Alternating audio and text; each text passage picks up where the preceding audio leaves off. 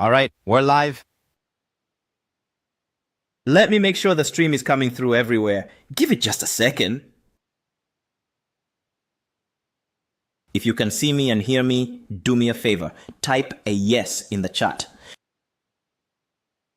And while people are still arriving, drop your city and your country in there too. I love seeing where everyone's tuning in from. We're going to be together for a good while tonight, so do the smart thing now. Grab a notebook and a pen, get some water, get comfortable. Because tonight is not a sit-back kind of night. You're going to be writing things down about your own life, about your own business. All right, while the room fills up, let me tell you what tonight actually is. Look, if you've read all the manifestation books, done the certifications, tried all the courses, the retreats, the journals, the whole thing, and something still isn't clicking, I want to tell you something right up front. It's not you. There's nothing wrong with you. There's no character flaw. You're not broken. You're not behind. It's that you've been given one little piece of the puzzle at a time. From this teacher, from that book, from the other program. And nobody ever gave you the whole map. That's what these next hours are for. To give you the whole map. All of it. The outer map and the inner map. Both at the same time, together. So you can finally see where you actually are, where the brake is firing, and what the next gate actually requires. These next hours, one map, let's go. However you found your way here, on YouTube, through my work, or through the free community, welcome. It's the same map for all of you, in one place for the first time. Here's what's coming. I'm going to draw you the whole map, where you are in your business and where you are in yourself. I'll show you my 3 AI tools working on real situations. And near the end, I'll walk you inside the community itself, only if it's right for you. One thing, tonight isn't something you watch. It's a workshop. You've got the notebook. Use it. The map only works if we write ourselves onto it. Now, to draw a map, you have to walk the terrain first. So, let me tell you where it began. So, 2 quick facts. And honestly, get through these fast. They're context, not credentials. 25 years ago, I wrote a book called A Happy Pocket Full of Money, international bestseller. Thousands of readers have written to me over the years about manifesting money, careers, relationships, lives because of it. Still in print, still selling.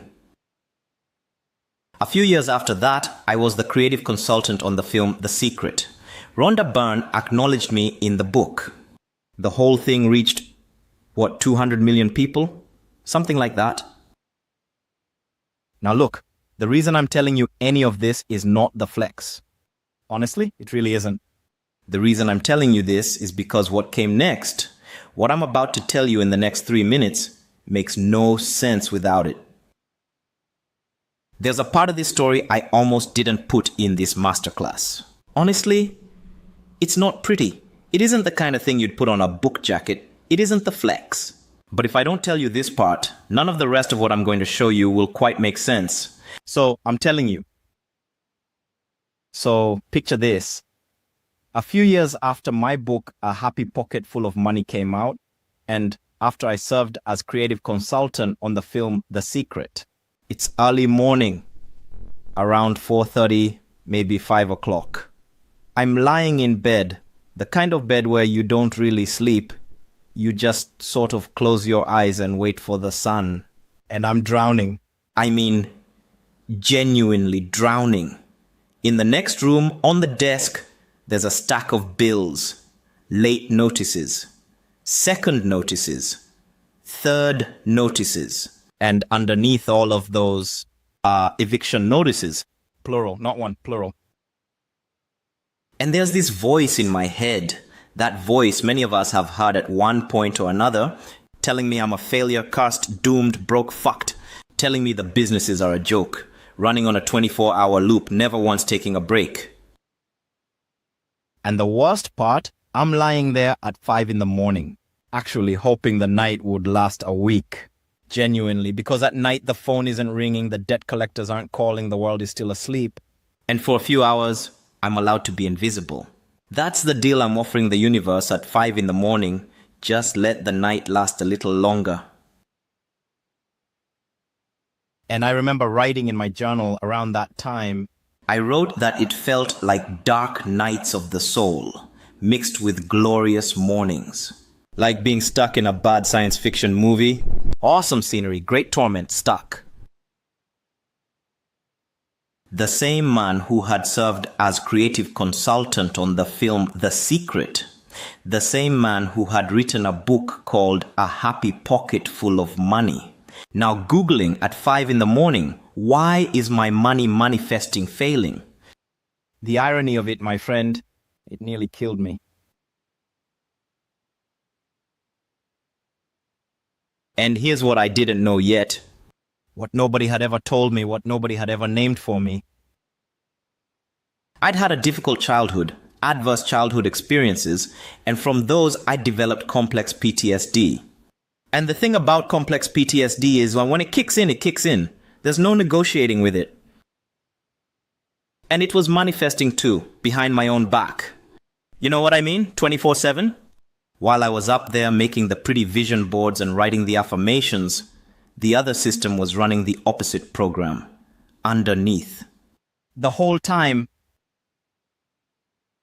And here's the image that finally cracked it for me. Listen to this. My old fragmented self had its own vision board, painted inside my cellular structure.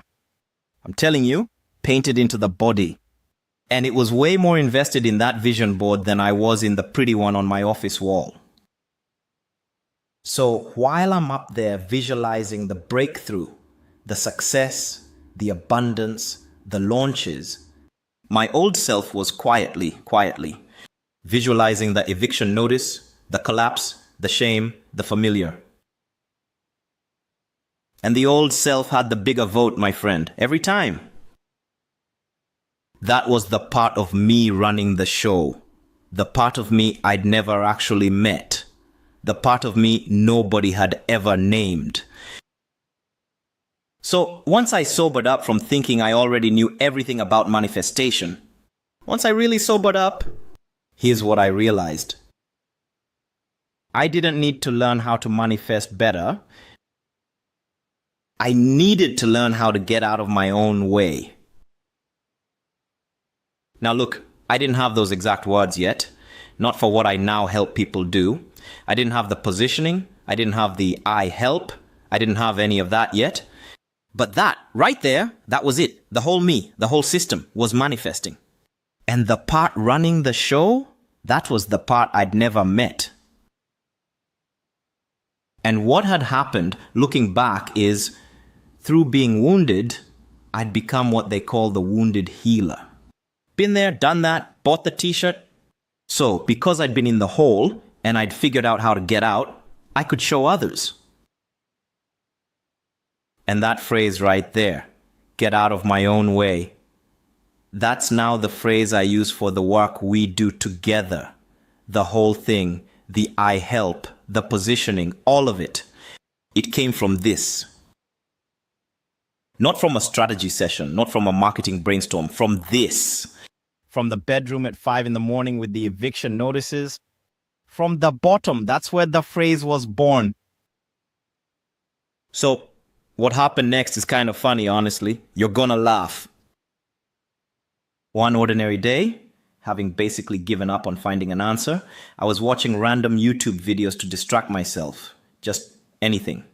Brain off, scrolling. And I ended up, of all things, watching videos about ants. Ants. Don't ask me why, I just find ants fascinating, alright? Always have, don't ask. Anyway, so I'm watching ants. And the algorithm sends me, boom, to a video about something called emergence. Emergent phenomena. Ever heard of it? Emergence is the word for what happens in complex systems.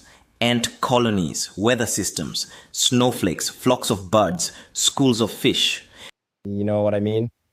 In all of those, the output of the whole system is a property of the whole, not the sum of the parts. The colony does things no single ant decides. The flock turns in unison without any one bird leading. The snowflake takes a shape no individual molecule chose. Right? And then, boom, it hit me. Manifesting is emergent. The whole self is manifesting. Not just the part making the vision board, the whole self. The part of me that learned to stay small back in 1987. The part still loyal to the family role. The part that codes safety as quiet. The part that flinches when money shows up too fast. All of it, all of that is part of the colony. And the vision board can't override the colony, my friend. It just can't. The colony beats the individual ant. And here's the thing that really clicked. I'd been learning the tricks of the trade, affirmations, vision boards, scripting, positive thinking, all that stuff, without learning the trade itself. The tools without the craft. Does that make sense? And once I saw that, the next stretch of years stopped being a search. It stopped being, why isn't manifestation working for me? That question dissolved. Because now I knew. Now I had the answer. What it became, what the next several years became, was the drawing of a map. The terrain I'd been walking blind year after year, all the way back to 2001, that became a map I could finally share. What you read in A Happy Pocket Full of Money back in 2001, that was the first chapter of that map. The principles, the foundation, the early framing. What's coming in the next few hours? That's the whole map as it stands today, 2026. And honestly, what was enough in 2001 is just not enough for what's here in 2026. The world we are building businesses in now, it requires more integration, more inner work, more whole system thinking than the law of attraction shorthand of 20 years ago could ever provide. We've evolved. Our understanding has evolved. The work has evolved. That's why this masterclass exists. That's why we're here. Not to replace the early teachings, but to complete them. To put them inside a bigger system that actually holds them. So, look, if you're sitting here having read all the books, done all the certifications, watched all the videos, gone to all the retreats, tried all the modalities, and you're still feeling like something just isn't clicking. Please hear me on this, please. If it happened to me, the guy who wrote the book, the guy who was on the film, the guy who should have had this whole thing figured out, then it isn't because anything's wrong with you. It can't be, right? It's because none of us has been given the full map yet. None of us. And I had to draw it for myself the hard way before I could give it to anyone. So, the next thing I want to show you is the two insights that came out of all of that. Just two. And when you hold them together, both of them at the same time, in the same hand, they change everything about why we get stuck. All right, let's go there now. So, why does this happen? Why do so many of us do the work? And I mean really do it. The books, the courses, the retreats, the practices, the journals, and still feel stuck. Right? Still feel like something's underneath, holding us back, that we can't quite see. Let me walk you through the explanations we usually get given. Because look, they're not entirely wrong, they're just not enough. None of them by themselves is enough. First one, you need to visualize harder, right? Visualize more vividly, visualize more often, visualize with more feeling. And listen, Visualization is real. It works. I'm not knocking it. I literally wrote a book about it. But here's the thing. When the system underneath the visualization is fragmented, no amount of harder visualizing overrides it. Second one, you haven't healed your trauma yet, right? More therapy, more somatic work, more inner child stuff, more retreats. And again, listen, the inner work matters. It's the actual mechanism, not the side quest. But healing without a business to walk into is its own kind of trap. Third one, you need a better system, right? Better calendar, better CRM, better automation, better tactics, better course. And yeah, systems matter. Of course they do. The break is upstream of the system, always. Fourth one, you need more discipline, right?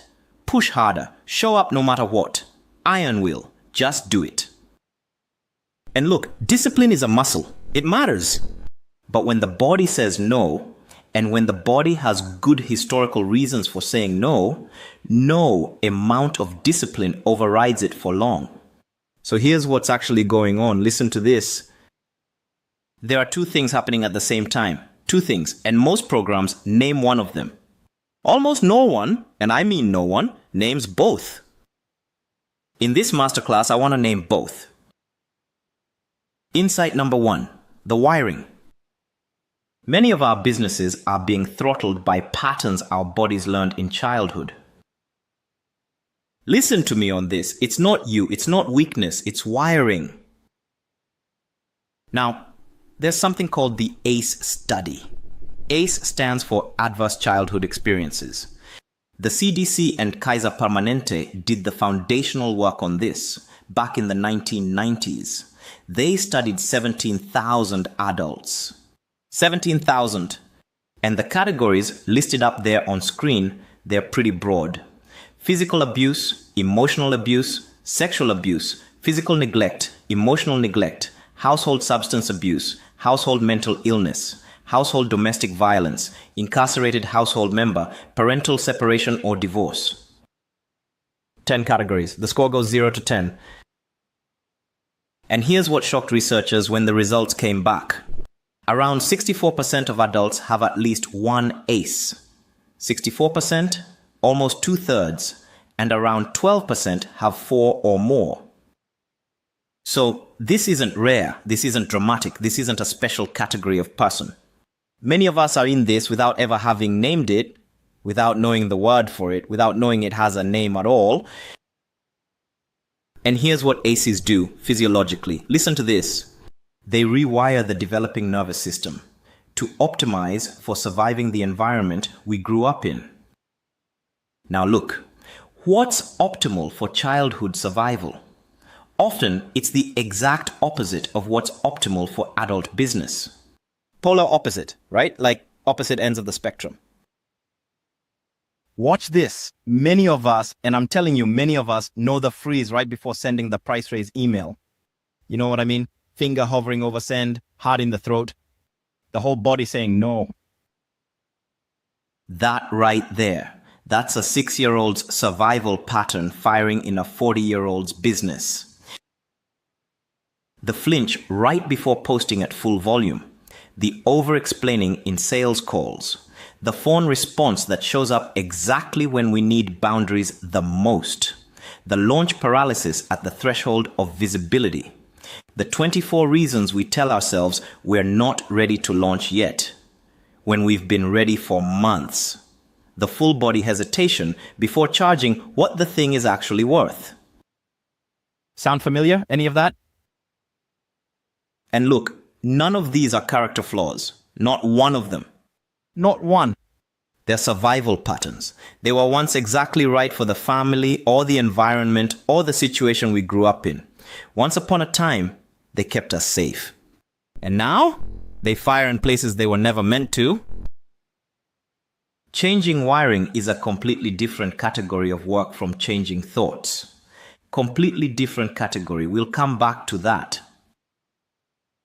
It's not you, it's not weakness, it's wiring. Insight number 2, the coordinates. None of us has ever been given the map, the actual map. And without a map, every step feels random. Every block feels like a personal failure. Every breakthrough feels like luck. Here's an assumption most of us carry, and we don't even know we're carrying it. You know what I mean? The assumption goes like this. If I just had the right tactic, the right mindset, the right system, the right practice, I'd be there by now. But here's the thing about tactics. There is no single tactic for where I am right now. There isn't. Every level of business has its own break. Every level of inner work has its own trap. The tactic that gets us from 5,000 a month to 10,000, that's a completely different tactic than the one that gets us from 30 to 50. Completely different. And the inner practice that lifts us from level 2 mindfulness to level 4, that's not the same practice that lifts us from level 6 to level 8. Different terrain, different tactic, different gate every time. So when we apply the tactic that worked for someone else at a completely different level than we're at, and it doesn't work for us, what do we do? What do we conclude? We conclude we're broken, right? Because the tactic worked for them, and it didn't work for me. So I must be the broken one. But listen, we're not broken. We're at a different gate than they were when they wrote that tactic, that's all. Same person, different gate. The tactic isn't wrong, it's just not the tactic for our gate. And eventually we start to suspect, maybe I'm the problem, because nothing else in my experience is consistent. There's nothing else to point to. But with a map, now blocks become predictable. Breakthroughs become engineerable. The same step that felt random, boom, that's the step at this gate. The same block that felt personal, that's the break that fires at the 4 to 5 gate. Same step, same block, different interpretation, different agency. Does that make sense? And the map I'm about to give you has 2 axes, 2 of them. One outer, that's the journey of building a business, the actual revenue, the actual systems, the actual gates. One inner, that's the journey of becoming the kind of person who can hold what that business is asking of you. The mindfulness journey. The who am I becoming through this journey. Now look, they're not the same journey. They're really not. The outer one moves at one rhythm. The inner one moves at a completely different rhythm. And yet, they're the same person walking them. The same you, the same me. Walking both at once, whether we know it or not. We'll get to both, I promise you. But first I need you to feel why wiring and coordinates have to be held together. Because if we hold one without the other, the trap closes again, every time. And here's something interesting, and this is going to come back later. Many of us in this particular niche, conscious entrepreneurs with adverse childhood experiences, we tend to sit in a very specific quadrant of that map. A very specific one. We'll find out which one before tonight is done. But it's not random, I'm telling you. It's exactly the quadrant that ace wiring tends to land us in. And the map's going to show you why. Now look, here's how most programs out there handle this. And listen, I'm not knocking any of them. I want to be really clear about that. So stay with me. There are pure inner work programs, the healing modalities, the somatic work, the trauma-informed coaching. But, and here's the trap, they don't give us a map of the business journey. So what happens? Many of us heal, and we still don't have a business. Sound familiar? And then on the other side, the pure business programs, the strategy coaches, the offer design experts, the marketing operators. And they hand us a map of the business journey. Often a really good one, all right? Solid stuff. But they don't address wiring, they can't. It's just not what they do. So what happens? We get tactics we can't execute. Because the break fires the moment we try. Each kind of program does what it does well. I'm not knocking either one. The trap is, doing one without the other leaves us right where we started. And worse than that, way worse than that, now we feel like we failed at the program too, right? Now we're stuck and we feel like a failure on top of it. I'm telling you, that's a brutal place to be. A lot of us have lived in that place. Some of us are living in it right now. So here's what I want to say to you, all right? Listen to this. If you've done the inner work programs and they made you feel better, but your business didn't move, that wasn't because you're uniquely broken. I promise you, it wasn't. It's because the map was missing. And the other way around. If you've done the business programs and got tactics that other people seemed able to execute and you just couldn't, that wasn't because you're uniquely broken either. It really wasn't. It's because the wiring was running underneath the whole time. And nobody ever named it for you. And listen to me on this. That feeling is the reliable signal that we've been working only one side of the equation. Both sides. That's the deal. So here's the new frame, all right? Listen. A working business isn't proof that we healed. No. Doing both at once, the wiring work and the coordinates work held in the same hand, that is the healing. The business is not the reward, my friend. The integration is the medicine. That right there, that's the door. So here's how tonight runs. First, we're going to walk two maps, one outer, one inner. The outer map is the entrepreneur journey. 9 levels of building a business, from solo to investor. The inner map is the mindfulness journey. 9 levels of inner work, from chaotic but beginning to fully liberated. After each map, there's a moment to find yourself on it, to locate your coordinates. Then we're going to overlay the 2 maps, one on top of the other. And look at the specific quadrant most of us in this niche tend to sit in. That overlay, that's the moment I told you about in the opening. The thing I've never shown publicly before. Then we're going to walk through the 27 traps that ambush us between the levels. 27 specific traps. Including the meta trap most of us miss, the big one. Then we'll build the climbing system. 3 pillars, economic machine, mind and heart, spirit and flow, the whole structure. Then the clarity method and the GPS plus I monthly cycle. That's the actual week by week practice, the thing you can run on yourself starting tonight. And along the way, 3 different times, I'm going to demo one of the AI tools, working on a real situation. And right at the very end, only if any of this lands for you, only if it's right for you, I'll walk you inside the community where we walk this together. Now look, if all that sounds like a lot, that's because it is. Honestly, it is. All right, let's start with the first map, the outer one. The journey of building a business and where each of us is sitting on it. Right now, give me 2 seconds, a sip of water. Then we climb into the first map. All right. The first map, the outer one, the journey of building a business.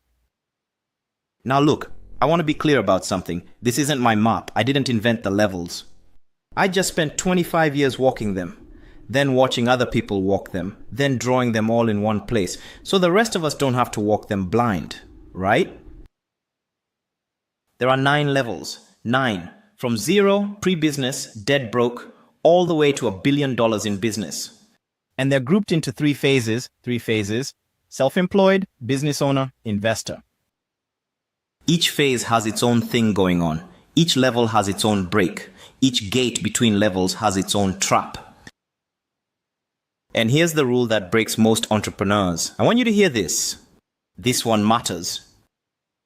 What got you to one level is not what gets you to the next. Different level, different game. Same person, but different game. And by the end of this first map, you're going to know exactly which of the 9 levels you're at. Exactly. The specific number. Write it down when we get there. because we're going to come back to that number later tonight when we overlay it with the second map. Hold on to your number, all right? Let's walk the levels. Phase 1, self-employed. The work in this phase is on you, not the market, not the team, just you. You're learning to master your own personal flow, your money, your energy, your time, your attention. There's no team yet, or barely one. The mastery is internal. All right, let's walk the 3 levels in this phase. Level 1, stop bleeding. About 352 million entrepreneurs are sitting at level 1 globally. Financially, you're in the red. Maybe personally, maybe in the business, maybe both. The bills are arriving faster than the income. Team size, it's just you, completely solo. And the way it feels, let me tell you how it feels. It feels like being a victim, out of control, anxious, workaholic energy, chasing shiny objects. And underneath all that, you're leaking money, leaking time, leaking attention, leaking energy all at once. Sound familiar? Here's what the break looks like at level 1. Listen to this. It's not that we don't know the tactics. We've probably read more business books than the people 3 levels above us. The break is, we can't slow down long enough to plug the leaks. The hypervigilance won't let us. We're trying to do everything at the same time, and nothing gets fixed. The goal at level 1 is simple. Break even. That's it. Get out of the red. Stop bleeding. And the unlock? Become a specialist. Know exactly who you serve. Know your ikigai, your reason for being. Know your dream customer, specifically, by name almost. And then serve only them, nothing else. Stop trying to be everything to everyone. The way out of level 1 is narrowing. Always narrowing. Specificity is the unlock. Level 2, transcend survival. About 132 million entrepreneurs here. Financially, just above broke. Debt-free, technically. But there's nothing left over at the end of the month. Just enough to have nothing beyond basics. Team, still just you. And here's the trap at level 2. Many of us think the way out is to hustle harder. Work harder, push more, squeeze more hours out of the week. Because that's what got us here, right? That hustle worked once, so we doubled down on it. But that's exactly what won't get us to level 3, I'm telling you. The hustle pattern is the break. The thing that broke us out of level 1, the thing we credit for our survival, is now the exact thing keeping us stuck at level 2. The goal at level 2 is cash flow positive. Consistently, not just a good month, a pattern of good months. And the unlock, become a true marketer. Listen, people don't buy products. They buy the marketing message. They buy the story. They buy the offer. So we turn the product into an irresistible offer. We build a customer list. Hook, story, offer. That's the unlock. Level 3, transcend hustling. About 37 million entrepreneurs here. Financially, sales are consistent. There's actual extra money at the end of the month. 6-figure earnings start showing up here. Team, you, plus an assistant, maybe a contractor or 2. You're not totally alone anymore. And the break at level 3, it's the handoff break. We've hired people, but we're still trying to do everything ourselves. We don't quite trust the people we've brought on. We rewrite their work. We redo their tasks. We tell ourselves it's faster if I just do it. The goal at level 3 is to stop hustling. Start systemizing. Build the thing that runs without your constant input. And the unlock? Automate your promotions. Lock down your brand and your positioning. Treat everything as a project or a process. Start adding SOPs and workflows. Become a specialist in one specific thing. And start letting other people do their jobs, even imperfectly, even differently than you'd do it. That's the unlock. All right, time to put you on this map. Type it in the chat. The number of the level you're standing at right now. 1 through 9, just the number. Don't overthink it. First instinct. And be honest, nobody's judging levels here. Every one of us started at 1. One quick thing before you type it. Don't go by the income alone. Go by where the work actually lives, where your days actually go.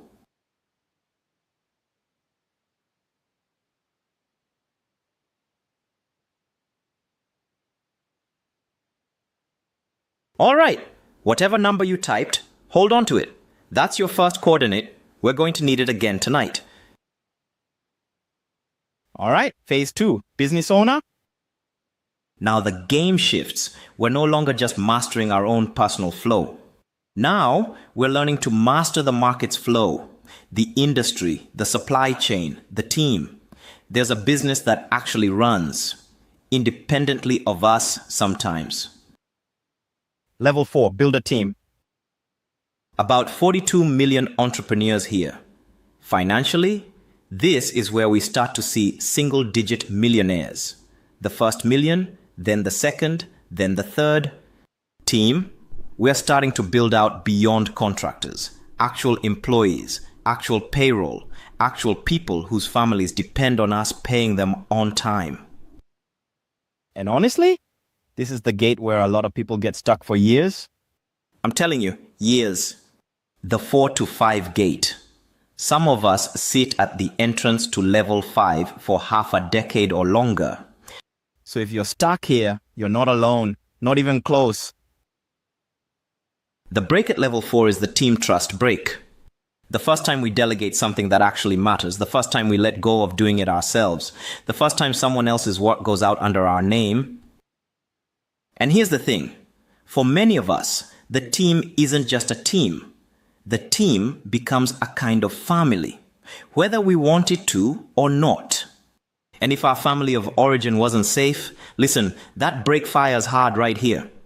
The team becomes the place where the old family dynamics quietly play themselves out again. And we don't know why we're tired all the time. Why every team meeting drains us. Why we resent the team we built. The goal at level 4 is to actually build the team. Generate enough cash flow to make payroll without panic at the end of every month. Put basic systems in place. Level 5, lead a team. About 15 million entrepreneurs here. Revenue up to about 3 million. Team? A single team. But the team is still dependent on you. You're both the player and the leader. You're in the work and directing the work. That's exhausting. You're like a player coach in a sport. You're on the field. You're calling the plays. You're scoring the goals. And you're trying to develop the team while you're doing all of that. Most of us can sustain that for a year or two. Then it starts to break us. The break at level 5 is the leadership identity break. The question that won't go away, who am I to lead? Because to lead a team, we have to become visible in a way we've maybe never been visible before. We have to take up space. We have to make decisions that affect other people's livelihoods. We have to be the leader. The goal at level 5 is to make sure the business generates substantial cash consistently. Build systems and assistants that actually keep you in balance, so you're not the bottleneck. And the unlock? Learn how to lead leaders, not just team members, leaders. That's the next muscle.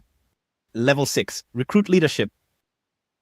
About 6 million entrepreneurs here, revenue up to about 10 million. And here's what shifts. Listen, the team is now independent of you. There's a leadership team running the operation. You're not in the operation anymore. You're in the vision. You're working on the business, not in it. The break at level 6 is the control break, really letting go of the operational reins. Trusting that someone else is going to care like you did. And here's the spoiler. They're not going to care exactly like you did. They're not. They'll care differently. They'll prioritize differently. They'll make decisions you wouldn't have made. And some of those decisions will be better than yours. Some will be worse. And that's the work, letting it be cared for differently by people who aren't you. The unlock at level 6 invest massively in communication systems, invest massively in leadership development programs for your leadership team. That's the unlock. Quick check-in. Now that you've seen phase 2, did your number move? And remember, not by the income, by where the work actually lives. If it moved, type the new one in the chat. If it held, type it again anyway. Claim it.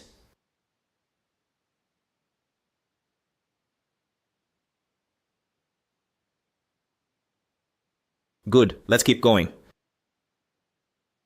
Phase 3, investor. Now look, most of us aren't here yet. That's okay. Really, that's completely okay. But I want you to see this on the map, even if you're nowhere near it. Level 7, leader transformation. About 2 million entrepreneurs here globally. 2 million. Revenue between 10 and 30 million. Multiple teams now. Each one independent of you, each one with its own leadership. The break at level 7 is the societal impact break. The question that becomes unavoidable. What am I actually for? Beyond the income, beyond the team, beyond the customers. What's the larger thing I'm here to move? The unlock? Keep investing in communication, in reporting, in leadership development. Start professionally managing investments. And allow yourself to be guided by the leadership team, not always leading, sometimes being led. Level 8, hold trust. About 1.5 million entrepreneurs here. Revenue up to about 100 million. Multiple teams. A real organization now. The break at level 8 is the public trust break. Do I deserve to hold this much trust? Customers, employees, shareholders, communities, all holding their hopes inside something I built. That's a weight. The unlock? Invest in systems to grow suppliers and customers. The business is now an ecosystem, not just a company. Level 9, game changer.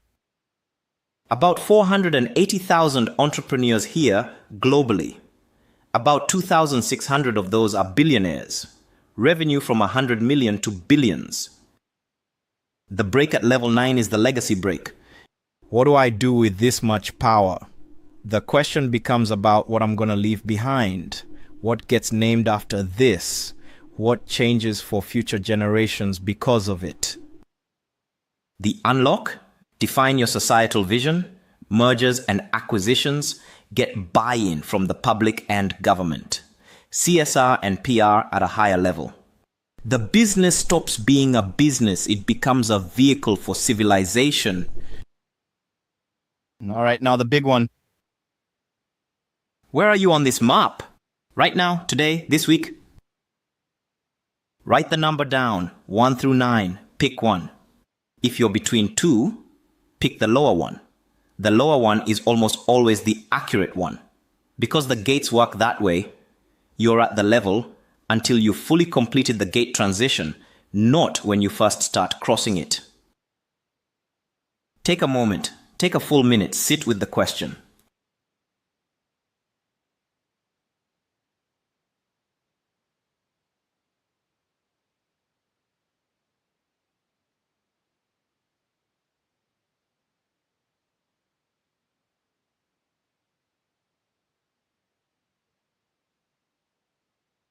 All right, take a breath. And listen, I want to be really clear about something. There is no shame in any of these levels. None. Phase 1 is where most entrepreneurs on planet Earth sit. Phase 2 is where the most ambitious 5% get. Phase 3 is a small fraction of 1%. Wherever you are, you're with millions of other people on the same level. Millions.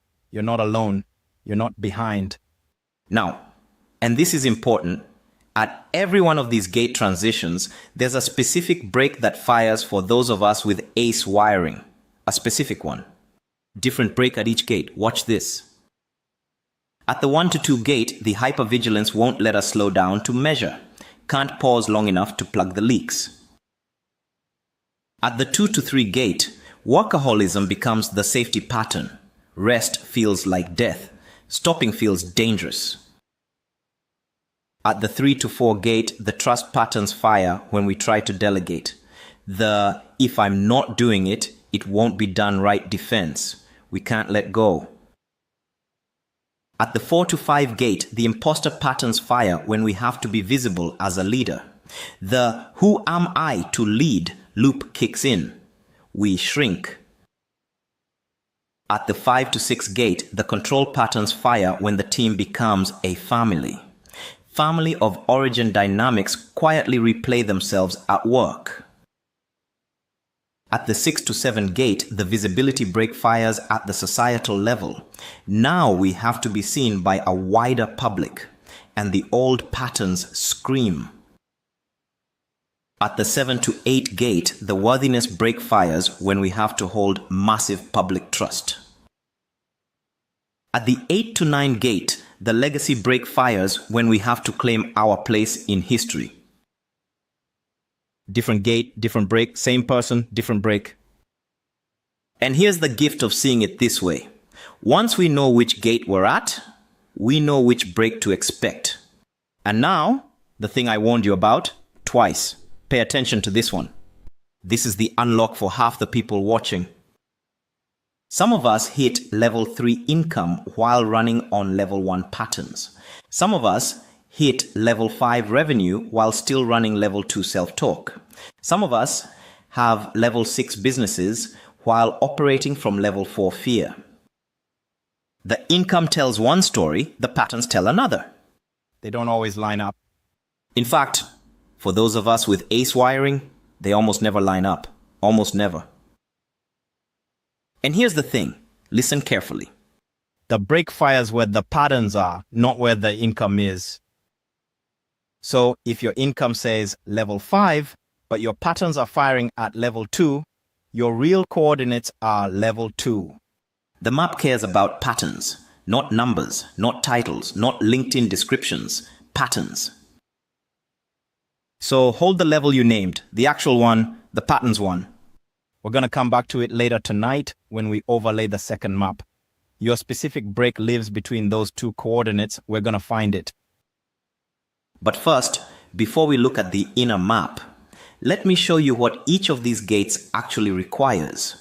Because the break fires ate a specific gate, and the climbing tools are different at each one. Let's go into the first pillar, economic machine, and walk what each level actually needs from you. Right? All right? Let's go. All right. So we just walked the first map. You've named your level. You've got your number. Good. Now, before we look at the second map, I want to introduce you to the climbing system itself, the thing that actually gets you through the gates. 3 pillars. And we're going to start with the first one, economic machine. What is economic machine? It's the outer game, the mechanics of building a business, the offer you sell, how you price it, how you market it, who you sell it to, the systems that make it scale, the team that runs it. All of that, the whole outer architecture, that's economic machine. Now look, there are 2 more pillars after this one.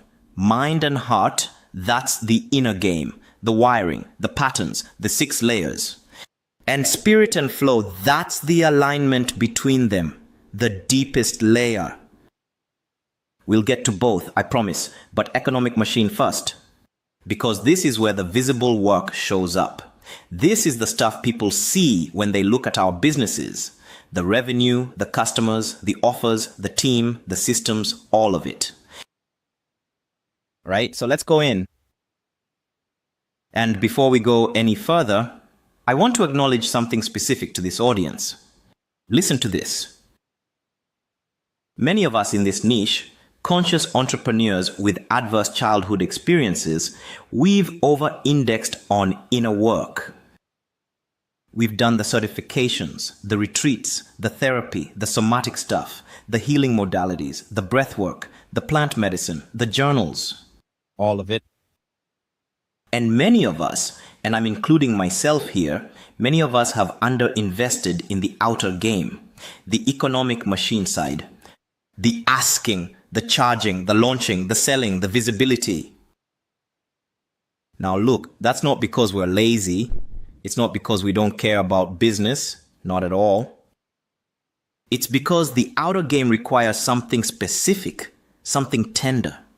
It requires us to take up space, to ask, to charge, to send the email, to launch, to raise the price, to put ourselves out there at full volume. And every one of those, every single one, is exactly the kind of moment Ace Wiring fires against. Every single one. Sound familiar? The freeze before sending the price raise email. The flinch before posting at full visibility. The over-explaining in sales calls. The phone response when we should be holding the line. The 24 reasons we are not ready yet. Those aren't business problems, my friend. They're wiring problems showing up at business gates. That's why this pillar matters. And that's why we're going slow with it. All right, first teaching. And this one matters more than most people realize. The offer is not the product. Most of us in business, we build a great product, a great service, a great thing. We pour ourselves into making it good. And then we try to sell that thing. We sell the thing we built. And we don't make the sales we should. And we wonder why. And the reason why is people don't buy products. They never have. They never will. They buy the offer. The offer is the promise plus the packaging plus the perception. The product is what delivers the promise. But the offer is what the buyer is actually buying. There's a great teacher in this space, guy named Tom Young, really good at this, and he uses this line. Listen. Sell the vacation, not the plane flight. Does that make sense? And here's the structure for building an offer that actually works. 5 Ps. Watch this. Person. Who's the perfect future client? Specifically, by demographic, by psychographic, by the exact situation they're in. Pain. What's their actual headache? The one they're losing sleep over. The one that's costing them a marriage or a business or their health. Not a nice to have. The one keeping them up at 3 in the morning. Painkiller. What's the specific solution? Yours? The thing only you can deliver in the way only you can deliver it. Path. What's the roadmap? The journey they walk to get from where they are to where they want to be. The step by step. The week by week. Promise. What's the outcome they actually want?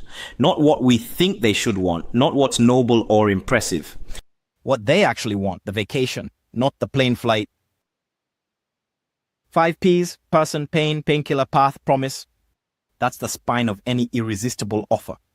The product is the engine. The offer is the everything else. All right, second teaching, pricing. Now look, this one's tender for our niche. Honestly, take a breath. Many of us undercharge. We know we undercharge. We've been told we undercharge. And we still do it. Why? Let me show you. There are 2 ways to price. Just 2. From fear or from value. Pricing from fear sounds like this. What would someone be willing to pay? What's the market average? What can I get away with charging? Will they leave if I charge what I'm worth? Pricing from value sounds different. What's the transformation actually worth to the buyer? What does this solve for them? What does this unlock that they couldn't unlock without it? If they got the outcome, how much would it be worth? Notice the energy underneath those questions. Clear, grounded, standing in what the work actually delivers. And here's the deal. Listen carefully. Most of us price from fear because the alternative, pricing from value, requires us to be seen, to name a number that reflects what we actually deliver, to stand behind that number when somebody flinches, to not negotiate down at the first sign of resistance. And ace wiring Ace wiring hates being seen. So we price ourselves low. We hide. We tell ourselves it's about being accessible. We tell ourselves we're being generous. But underneath, and I'm saying this with love, underneath it's often about staying safe. Pricing low is camouflage. Pricing low keeps us small. Pricing low keeps the wiring comfortable. Now, I'm not saying everyone needs to charge premium prices. I'm not. There are good business reasons to price low sometimes. Building an audience, market entry, a specific strategy. I'm not prescribing the answer. What I'm saying is, let's at least know which way we're pricing, from fear or from value. So we can make the choice consciously, not from the wiring. From the wiring is automatic. Conscious is the work. All right, third teaching, niche. And this one is the unlock at level 1. The Pathfinder book, the book the 9 levels come from, it lists this as the single biggest game changer at the entry level. Become a specialist, specialize. Now, most of us when we start out, we want to help everyone, right? We're scared to narrow down. Because narrowing down means turning some people away, saying, no, you're not who I serve, saying, I can't help you with that. So we hedge, we stay vague. We say things like, I help people grow, I help people find their purpose, I help people heal. And nobody buys, because nobody recognizes themselves. Vague positioning is the most expensive mistake we make. Specificity is what makes the offer recognizable. And here's the structure, 3 things. Specific WHO, who do you help? Not entrepreneurs, not women, not creatives. Specifically, who? By name almost, by situation, by the exact place they're standing when they find you. Specific outcome. What do they get? Specifically, measurably, in what time frame, with what evidence? So they can recognize themselves in the result. Specific mechanism. What's your specific way of getting them there? Your method, your process, your framework. The thing that makes you, you. Not the thing that makes you sound like everyone else. 3 things. Specific WHO, specific outcome, specific mechanism. Lock those in, repel everyone else. That's repel to attract. The right people self-identify when you repel the wrong ones. The right ones see themselves clearly because you've drawn a sharp line around who you serve. The wrong ones move on. And that's the design, not the bug. I know, for our niche, that feels terrifying at first. The body says, don't turn people away, you'll be alone. Right? The childhood survival pattern speaks up loud right here. But here's the thing. Listen to this. Staying vague to keep everyone is exactly how we end up with nobody. That's the math. Specificity is the medicine. All right, now let's bring it back to the map. Remember the level you named earlier tonight? Hold it. Now I'm going to show you, gate by gate, what economic machine actually requires from you. Different gate, different tactic. Same person, different tactic. Level 1, stop bleeding. You need one niche, one offer, and the ability to measure your flow. That's it. Don't add complexity. The unlock is narrowing, always narrowing. Going from level 1 to level 2. Commit to becoming a true marketer. Hook, story, offer. Build a customer list. Follow up. The list is the business. People who know us, like us, trust us. They buy. Strangers don't. So we build the list. We earn trust over time. Going from level 2 to level 3, automate the promotions. Lock down brand and positioning. Stop being a generalist. Go specialist. One specific outcome. One specific market. Tight. Going from level 3 to level 4, start building team. Standardize into SOPs. Treat everything as a project or a process. Make payroll a thing the business can actually sustain without you panicking at the end of every month. Going from level 4 to level 5, ensure substantial cash generation. Build systems and assistants that keep you in balance, not just the business in balance, the you in balance, and learn how to lead leaders, not just do the work yourself. Going from level 5 to level 6, invest massively in communication systems and leadership development. Build the scaffolding for the team to be independent of you. You step out, the team holds it up. Going from level 6 to level 7, manage investments professionally. Let the leadership team actually lead. Move from operator to investor, from doing to allocating. Going from level 7 to level 8, grow suppliers and customers as an ecosystem. The business isn't a company anymore. It's an ecosystem, multiple stakeholders, multiple flows. Going from level 8 to level 9, define a societal vision, mergers and acquisitions, public buy-in, government buy-in, CSR and PR at a totally different scale. Civilizational scale. Different gate, different tactic, same person. That's the whole point of the map. And the brake fires at a specific gate, which means the climbing tool has to be calibrated to that gate. Not to wherever someone else is on their map, not to wherever the YouTube algorithm thinks you should be. Your gate. All right, quick implementable for tonight before we move on. Whatever level you named, level 1, level 3, level 7, doesn't matter which one, sit down with your current offer. Write it out, or pull up the page where it lives, the sales page, the landing page, the pitch you give on a sales call, whatever it is. And run it through the 5 Ps, one by one, just 5 questions. Person, am I clear on exactly who, by demographic, by psychographic, by situation?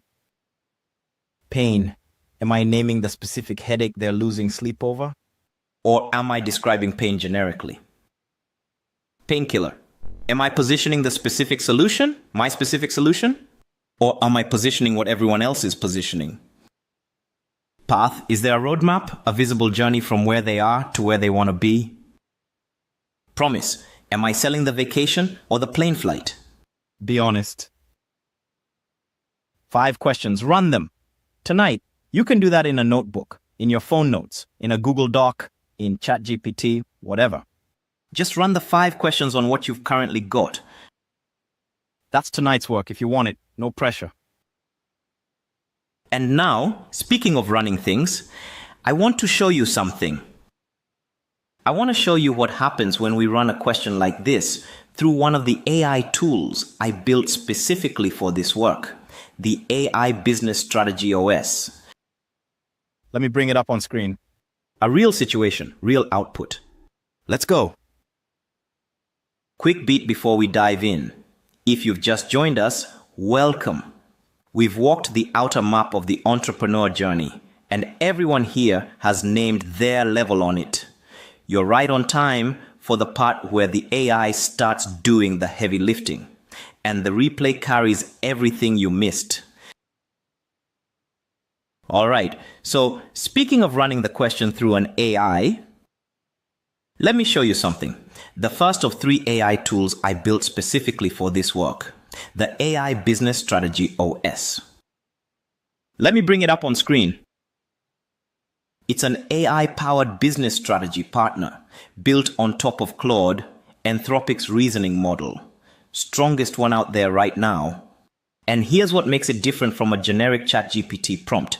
It synthesizes 3 layers of source material at once. 3 layers.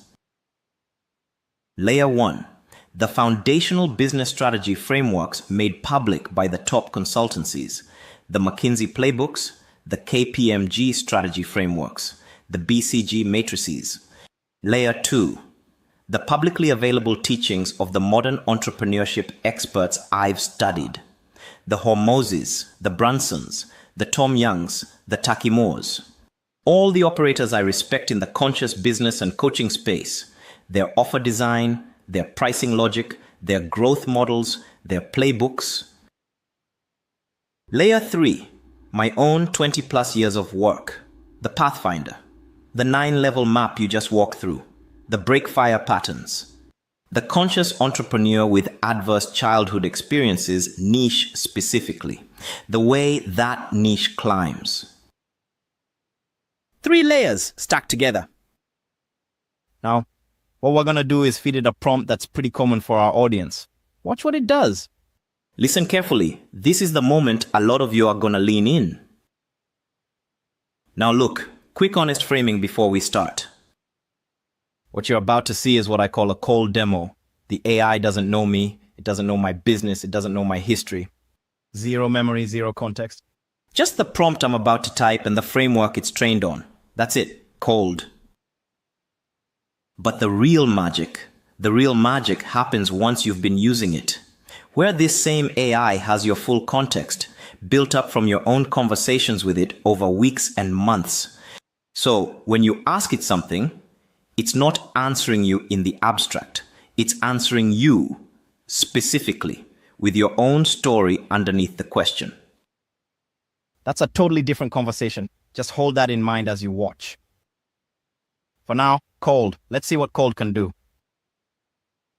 All right, here's the test case I want to run. Watch this. I have a coaching business, making about $5,000 a month. I've been at this number for over a year. I feel stuck. What level am I at on the 9-level map? What's the specific break at my next gate? Generate me a 90-day scale plan. Pretty standard situation, right? Coaching business, $5,000 a month, stuck for over a year, asking the AI to diagnose the level, asking it to name the break, asking it to build a plan. And honestly, many of us in this audience have been exactly here at some point. Maybe even right now. So this is going to be useful for some of you. Let's see what the Strategy OS does with it. Watch closely. And here it comes. Boom, watch what it's doing. First thing, see how it's not just answering the question generically? Look, it's pinning the situation to the framework. It's saying, income at $5,000 a month suggests level 2, bleeding into early level 3. Notice the precision. Not you're an early stage entrepreneur. Not you're getting started. Not this is a beginner situation. Level 2 to early level 3, the exact map we just walked through together, that's calibration. And see this part? Listen, it's saying the language of stuck for over a year. That specific phrase, stuck for over a year, suggests the break is firing specifically at the 2 to 3 gate, the hustle harder pattern.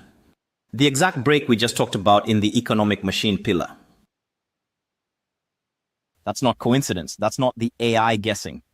That's the AI pulling from the same framework we've been using together, the same Pathfinder logic, the same break pattern logic. Working in real time. Now, and watch this. This is the part I want you to slow down on. It names the specific break, and listen to how it names it. Notice how it's pulling from the breakfire patterns we talked about, not from generic personal development language. It's not saying you have limiting beliefs. That phrase doesn't appear. It's not saying mindset blocks. It's saying the hustle harder pattern is firing, and that the climb past level 2 isn't about working harder. It's about becoming a true marketer, selling the offer, not the product. Does that sound familiar from earlier tonight? And look at this layer, this second paragraph, the ACE wiring layer. It's adding rest can feel dangerous, so the hustle pattern self-reinforces. That's the wiring piece, the body piece layered in to the strategic diagnosis. That's the thing about this tool. It's not generating advice from a generic database. It's drawing from the exact same map and teachings we've been walking together, and from the McKinsey-style strategy logic, and from the modern operators in this space. All 3 layers working at once, all 3 working together. That's why it doesn't drift into generic. That's why it stays useful. Because the architecture under the hood is calibrated, right? Not improvised. And then here it comes, the 90-day scale plan. Listen, watch the structure of this. There are 3 things I want you to notice. 3 things. Pay attention. First thing, see how it's calibrated to the gate specifically? The plan to go from level 2 to level 3 looks completely different from a plan to go from level 5 to level 6. Completely different. Most AI tools, and honestly, most coaches give you generic do these 10 things lists. Same list for everyone. This one's gate specific. Days 1 through 30. Niche tightening. Offer rewrite using the 5 Ps. Why? Because narrowing the niche and rewriting the offer is the level to unlock that hasn't been completed yet. See how it's going. Back to fill in what was missed at level 1 and level 2 before pushing forward to level 3. That's the precision. Second thing, and this is the one that matters most for our niche. Notice, it's not just tactical, it's including the wiring work. Look at this. Days 31 through 60. Yes, lead magnet. Yes, follow-up sequence. The tactics. But also, look at this. The break release. The body work for the hustle pattern specifically. 1 daily 20-minute nervous system regulation practice. Somatic experiencing, breathwork, or vagal toning. The practice is in the plan. That's because the AI knows for our niche, the tactic alone doesn't work without the break release. So, the plan is integrated, inner work and outer work in the same plan, both held in the same hand. The integration is the medicine. Remember, from the reframe at the top of tonight, same principle, different application. Third thing, see how it's giving milestones, not just tasks. Tasks fail, tasks pile up, tasks become a to-do list nobody finishes. Milestones, those work differently. Days 61 through 90, scale the marketing engine. Milestone, monthly revenue trending upward. Plus, and this is the part I love, the hustle pattern noticeably less reactive. Measurable, trackable, both axes, outer measure, inner measure, together. Tasks fail, milestones succeed. That's how a real plan works. That's about a minute of work for the AI, cold, with no context on me whatsoever. Zero knowledge of me as a person. Imagine what it does when it actually knows you. All right, so what you just saw was the cold version. The AI had nothing on me, no history, no context, no memory of any prior conversation. Zero. And it still did that. Once I've been using it over time, this same AI has my full context. It knows what I tried last month. It knows what worked. It knows my niche. It knows my offer. It knows the conversation I had with IT 3 weeks ago. Because I've been talking to it directly in my own account. Not because it's watching the community. Not because it's reading anyone else. Just me and the tool in my own history with it. That's the difference. Cold demo versus warm demo, both useful. The warm one is dramatically more powerful. Just stating the fact, not selling. So that's the AI Business Strategy OS. We're going to come back to this tool's 2 siblings later in the masterclass. The AI Quantum Growth Coach for inner state work. That's coming up after the next map. And the AI Vision Weaver for the alignment piece. That one's near the end. But for now, listen. We just walked the first map. The entrepreneur journey. We just walked the first pillar. Economic machine. And we've just seen the AI Business Strategy OS in action. So you got the outer game in your hand, the outer axis locked. Time to look at the inner game, the inner axis. Let's go to the second map, the 9 levels on the mindfulness journey. Because here's the thing, your coordinates aren't on one map, they're on 2. And the break fires between the 2 coordinates. Let's go find your second axis.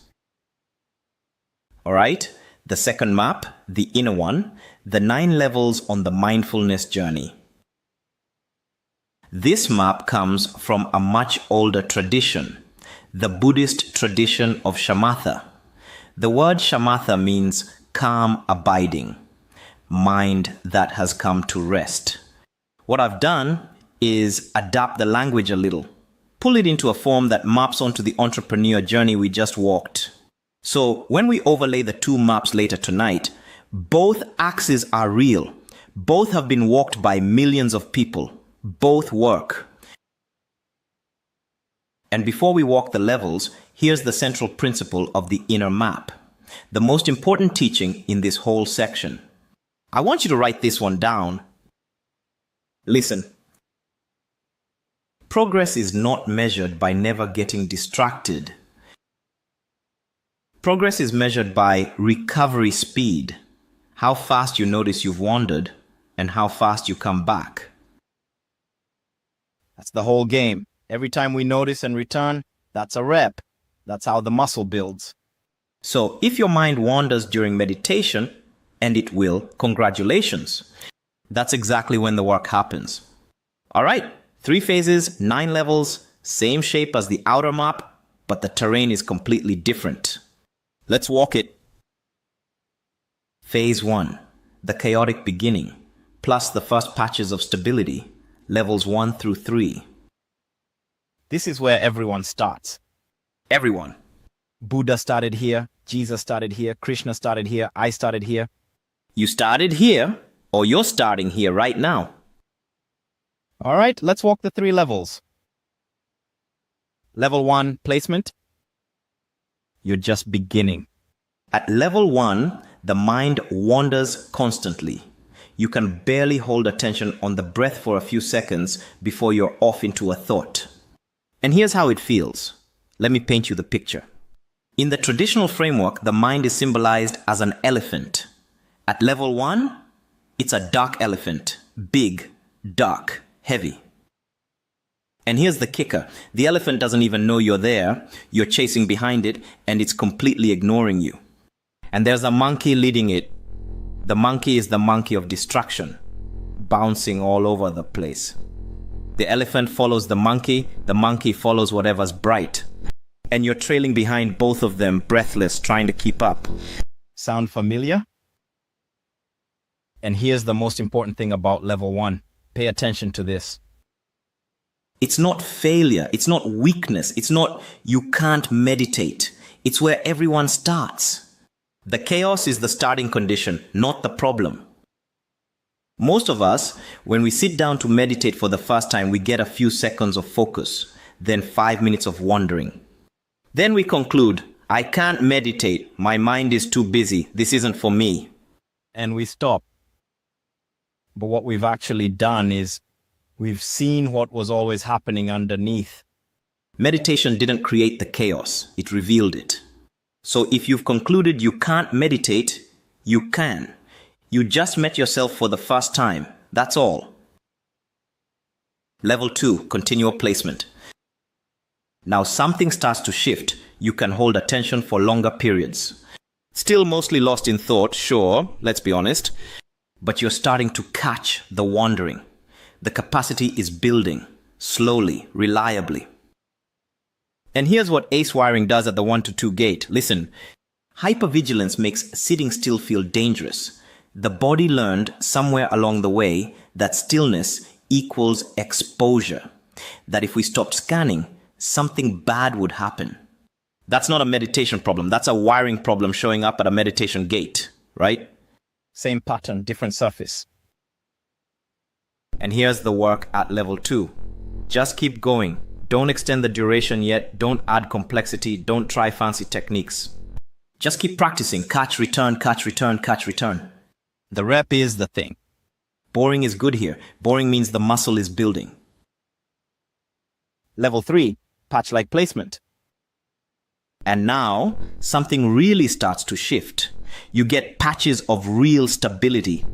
Mixed in with the wandering, sure. The wandering doesn't disappear yet.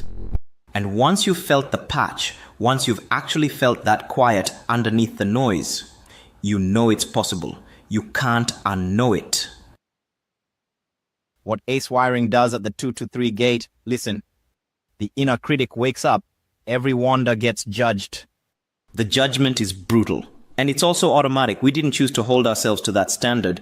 The wiring did. That's the break at this gate, not lack of practice. Self-judgment.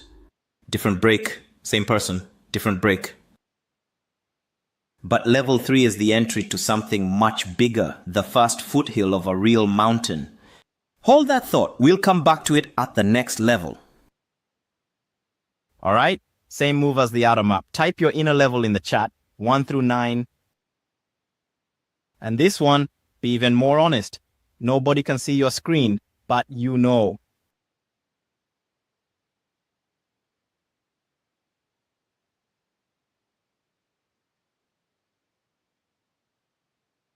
Good. You now have 2 numbers. Hold them both. Later tonight, they meet. All right. Phase 2. The shift plus growing mastery. Levels 4 through 6. Level 4, close placement. Your attention is more stable now. Still requires effort to hold. You're not coasting yet. Don't think you've made it. But something profound happens at level 4. The elephant, that dark elephant from level 1 that didn't even know you were there, it turns around. It notices you. The monkey of distraction, that frenetic little creature that's been leading the show, it notices you. And here's why level 4 is the most important moment in the whole inner journey. Listen carefully. When the internal elements start looking at you, when you can feel that the relationship has changed, the tide has turned. You're no longer just chasing. You're in relationship with your own mind. From here on, every level is climbing up into mastery. You're not just trying to catch up anymore. The fundamental dynamic has flipped. And here's what ace wiring does at the 3 to 4 gate. The big one. The gate of all gates for our niche. Listen carefully. As mindfulness deepens, as the practice gets quieter, the body starts surfacing what it's been holding all these years. The patterns, the grief, the body memories, the childhood material we've been carrying without knowing. And many of us flee. But the break is still there. We just stopped looking at it. That's called spiritual bypass. And listen, there's no shame in it. None. Most of us have done it. I've done it multiple times. It's a checkpoint a lot of us hit, not a sin some of us commit. Naming it is the first step past it. So I'm naming it here, out loud, for all of us. Level 5, tumming. The mind is becoming trainable. Distractions get recognized quickly. The elephant, finally, is starting to walk where you point. The chase is over. But now the rabbit becomes the main challenge, subtle dullness. Subtle dullness feels a lot like calm, a lot. The work at level 5 is learning to distinguish bright, clear attention from peaceful, foggy attention. And what ace wiring does at the 4 to 5 gate. Important one. Dissociation patterns can disguise themselves as advanced practice. Listen to this. Many ace survivors, many of us, are unusually good at dissociating. We've been dissociating since childhood. We are experts at it. And we can sit in peaceful dullness for hours, looking very enlightened from the outside, while actually not being present at all.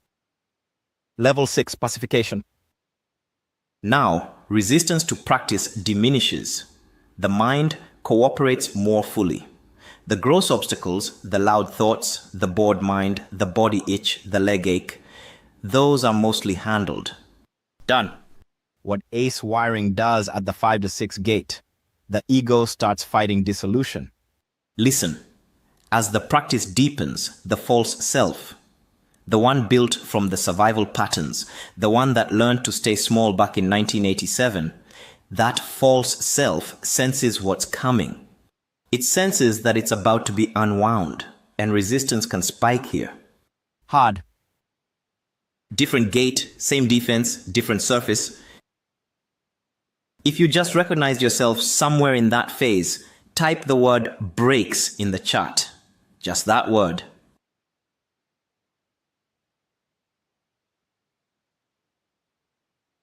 Watch that chat for a moment. That's the point. It was never just you. Phase 3. Near mastery to complete liberation. Level 7, 8, 9. Now look, most of us aren't here. Most of us are nowhere close to here. And that's okay. Genuinely okay. Level 7. Full pacification. Even subtle distractions don't derail us anymore. The mind is quite stable. Some effort still required to enter the deep states, but deep concentration is reliably accessible. What ace wiring does at the 6 to 7 gate? The question, who am I without my patterns, becomes unavoidable. An identity crisis can spike here. Level 8. Single-pointed placement. Attention is sustained with minimal effort. Very subtle dullness is the only remaining challenge. And even that's mostly handled. The elephant is trained. We barely need to direct it anymore. It walks where we walk, without instruction. What ace wiring does at the 7 to 8 gate, the last grip of the false self begins releasing. There can be a kind of grief at this gate. That grief is part of the work, not a deviation from it. Level 9, complete mastery. And here's the colorful name I use for this one. Don't judge me. Listen. Unfuckwithable. Mental stability that requires no effort, no discipline. The trained elephant carries you now. Spontaneous attention. The false self has died. The true self has arisen. This is what Buddha pointed to, Jesus pointed to, Krishna pointed to, Lao Tzu pointed to, Rumi pointed to. All of them. Same destination, different vocabularies. The unveiling of our inherent nature, which has been covered by conditioning the whole time. And listen, most of us aren't going to live at level 9, maybe ever.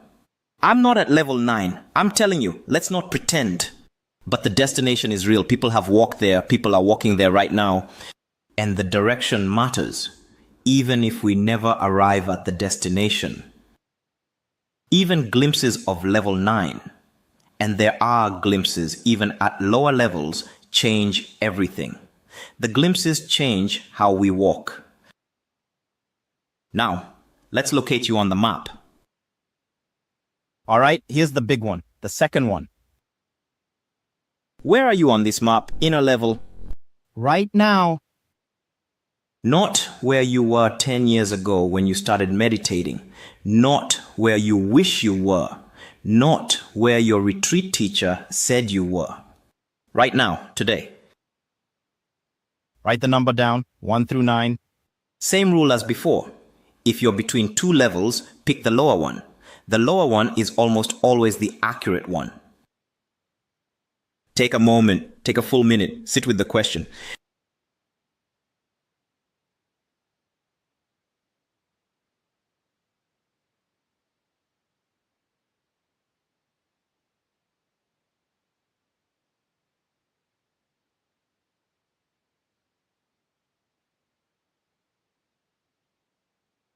All right, take a breath. Now, here's something I've noticed. Watching this niche for 25 years, watching coaches, healers, conscious entrepreneurs, watching the over-informed inner work community. Specifically those of us with ace wiring. Most of us, and I mean most of us, we tend to sit somewhere around level 2 to level 3 on the mindfulness map. And then we plateau, we park there. Sometimes for decades. And here's why. Listen carefully. To go past level 3 into level 4, two things have to happen. 1, we have to sit with the rabbit, subtle dullness. And the rabbit feels so much like calm that many of us think we've made it. 2, and this is the bigger one for our niche. Level 4 onwards requires us to face what mindfulness practice is actually surfacing. Many of us get to level 3, hit the wall of what's coming up next, and unconsciously check out. We don't say to ourselves, I'm fleeing. We just gradually meditate less. Or we switch modalities. Or we get really into a different teacher. Or we conclude that we've gotten what we needed. Or all of the above. That's the spiritual bypass trap. And I want to name it directly because it's costing this niche more than almost anything else. We use meditation to avoid the business. We use the cushion to avoid the work. But the break doesn't go away, my friend. The break is just waiting for us to come back. Anyone seeing themselves here? I'm asking gently. Take a breath. Be honest. It's not a failure. It's not a moral problem. It's just a checkpoint a lot of us hit. Now, quick run through what ACE wiring does at each mindfulness gate transition. The 8 breaks. At the 1 to 2 gate, hypervigilance won't let us sit still. The body refuses to settle. At the 2 to 3 gate, the inner critic wakes up and judges every wander. I should be better at this by now. At the 3 to 4 gate, the big one, the body starts surfacing what it's been holding. And many of us flee back to safer modalities. Spiritual bypass lives here. At the 4 to 5 gate, subtle dullness becomes the new hiding place. Dissociation disguised as advanced practice. At the 5 to 6 gate, the ego starts fighting dissolution. The false self defends its territory. At the 6 to 7 gate, the question, who am I without my patterns, becomes unavoidable. Identity crisis. At the 7 to 8 gate, the false self starts releasing. Grief for who we used to be. At the 8 to 9 gate, even the practitioner identity drops, the last attachment. Each gate has its own break. Each gate has its own door. All right? Hold this level, the one you just named on the inner map. We're going to overlay it with your business level, the one you named earlier tonight. Very soon now. And here's what's going to happen. Listen. Your specific break, the one that's been firing for years. That break lives between those 2 coordinates, outer level, inner level. Where they meet, that's where the break is, and we're going to find it tonight. You're going to see something on the overlay that I've never shown publicly before. Not on YouTube, not in a workshop, not in any of my books. The first time anywhere. Most of us in this niche, those of us with ACE wiring, we cluster in a very specific quadrant of the 9x9 grid, a very specific one. And the moment we see ourselves there, the moment the dot lands on the grid, the shame of I'm uniquely broken starts to dissolve. Because we realize we're not uniquely anything, we're exactly where ACE wiring puts most of us. A cluster of people, together, on the same patch of the map. And from there, the climbing system actually starts to make sense. But before we get to the overlay, before we even talk about the climbing system or the second AI tool, let me teach you the second pillar. Mind and heart. The inner game. Let's go. All right, second pillar, mind and heart. Where the first pillar was offers and pricing a niche, the outer architecture, the visible stuff. This one is the inner architecture. Beliefs, emotions, self-concept, fear, identity, everything that runs underneath the action. And the name, mind and heart, that's intentional. It's not just cognitive. It's not just emotional. It's both. The mind handles the stories we tell ourselves. The heart handles what we actually feel. And they're working together or against each other every minute of every day. You can't fix the mind alone. You can't fix the heart alone. They're nested. And this pillar, listen, this is what Map 2, the mindfulness journey, is actually training us in. The map shows us where we are on the inner journey. This pillar shows us how to climb each gate of it. So let's go in. Now look, here's something specific to this audience, the opposite of what we said about pillar 1. If the first pillar, economic machine, was the one most of us in this niche underdeveloped, this one, mind and heart, is the opposite. Many of us have heavily invested here. The certifications, the retreats, the therapy, the somatic work, the shelves full of self-help books, the journals, the breathwork, the plant medicine, the masterminds with healers, the vipassanas, the teacher trainings, you name it. If it's been inner work in the last 20 years, many of us have done it. And honestly, we've gone wide. Many of us have done a little bit of everything. But here's the catch. Most of us have not gone deep in any single one. We've stayed at level 2 or 3 of the mindfulness journey. Remember that map? And we've stayed at level 2 or 3 of any specific modality. Wide, not deep. Eclectic, but not embodied. That's why, even with all the inner work, the brake's still firing. And there's another layer to this. Listen carefully. Many of us use inner work to avoid outer work. The cushion as escape hatch. The retreat as a way to not look at the business. The certification as a deferred launch. We'll come back to that, but it's worth naming out loud so we can see it together. All right, first teaching of this pillar, fear. Because fear is the gatekeeper at every gate of the inner map. And honestly, at every gate of the outer map too. Fear is everywhere, so we need to understand it properly. And here's the key distinction. Listen, there are two kinds of fear. Fear as information and fear as bouncer. Let me unpack that. Fear as information is what happens when the body genuinely notices something real. A real threat, a real warning, a real signal from the present moment. The body is saying, pay attention to this. There's something here, something now. Fear as bouncer is different, completely different.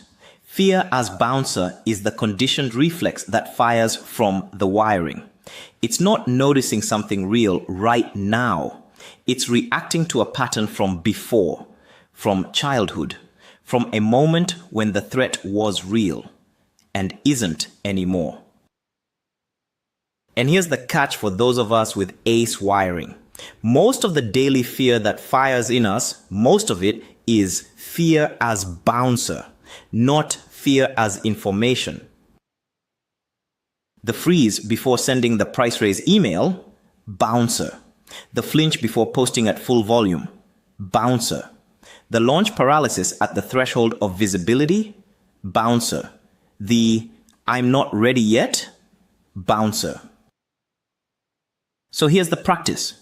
When fear fires, and it will, ask yourself one question, just one. Information or bouncer? That's it. That's the whole question. Don't decide yet. Don't try to fix it yet. Just ask. Just diagnose.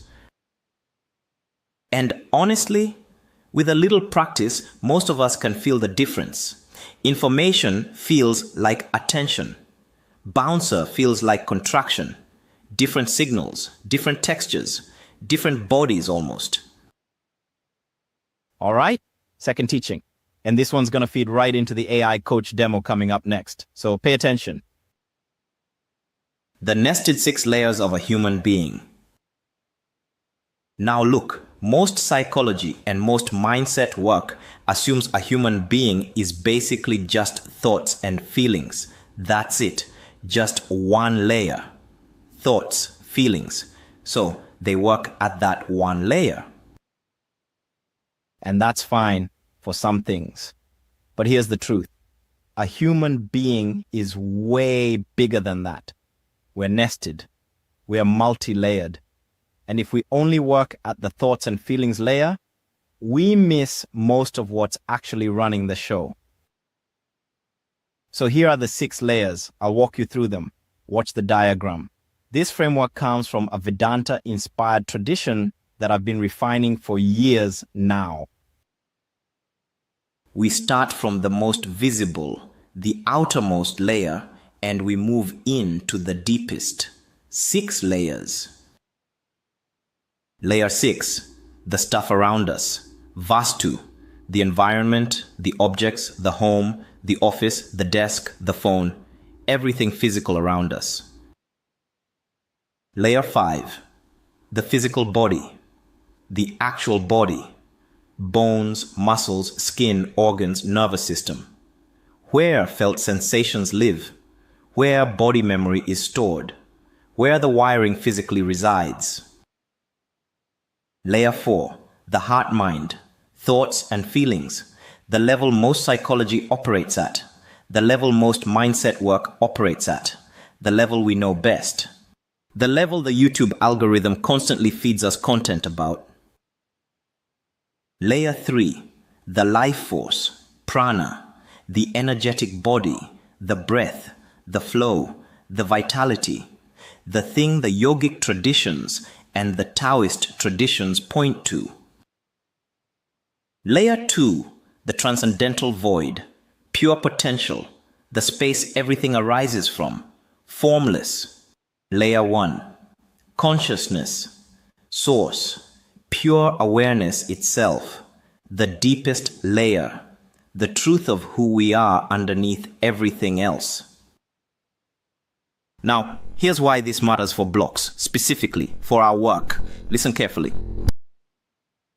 When most of us have a block, the undercharging, the freeze, the launch paralysis, the inner critic loop, we try to fix it at layer 4, the thoughts and feelings layer.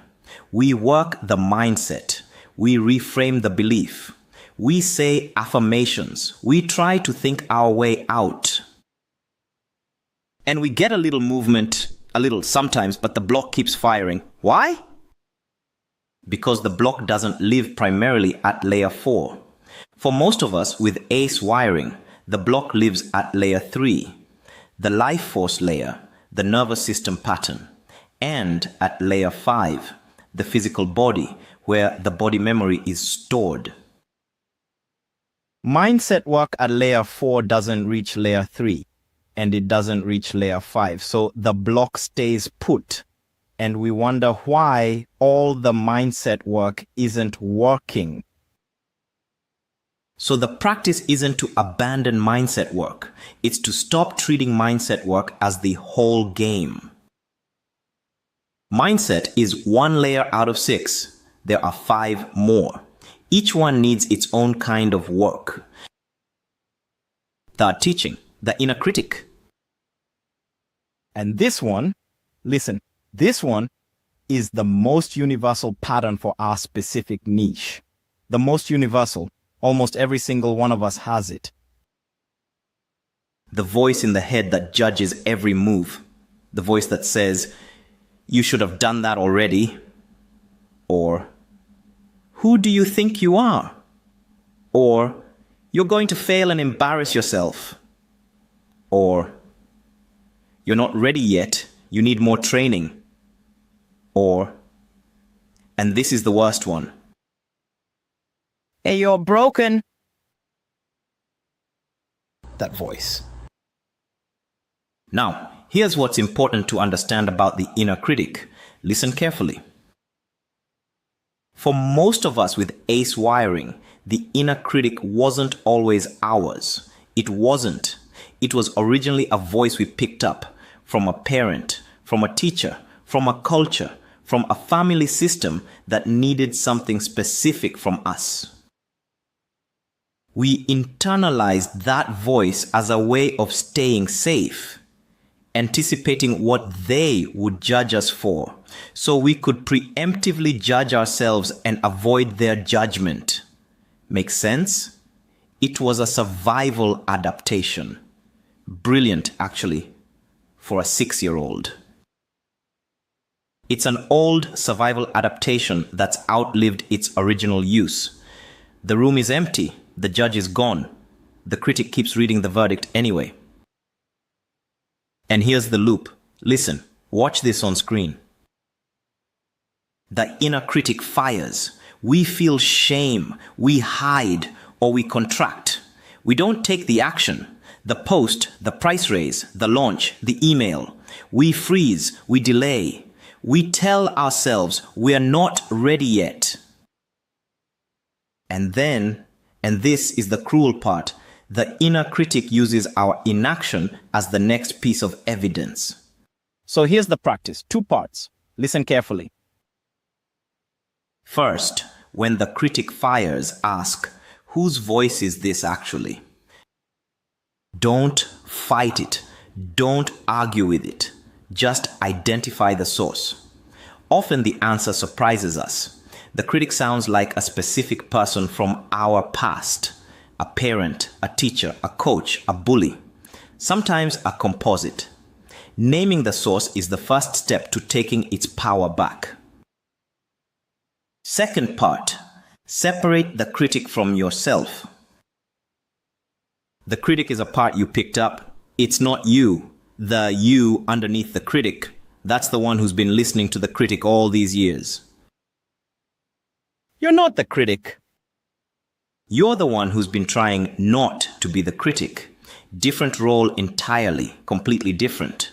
Once we feel that separation, even briefly, the loop loses some of its grip.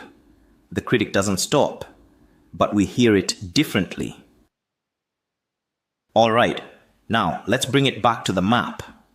Map 2, the mindfulness journey. Same as we did with the outer map. Let me walk you through what each gate actually requires from mind and heart work. Different gate, different practice, same person, different practice. Level 1, placement, needs simple commitment. That's it. Daily practice, same time, same anchor. Doesn't matter how chaotic the practice feels, the work is showing up. Reps build the muscle. Boring is good. Going from level 1 to level 2, the work is sitting through the hypervigilance. The body wants to bolt. We stay, we breathe, we let the elephant settle a little. We don't try to force it, we just don't run.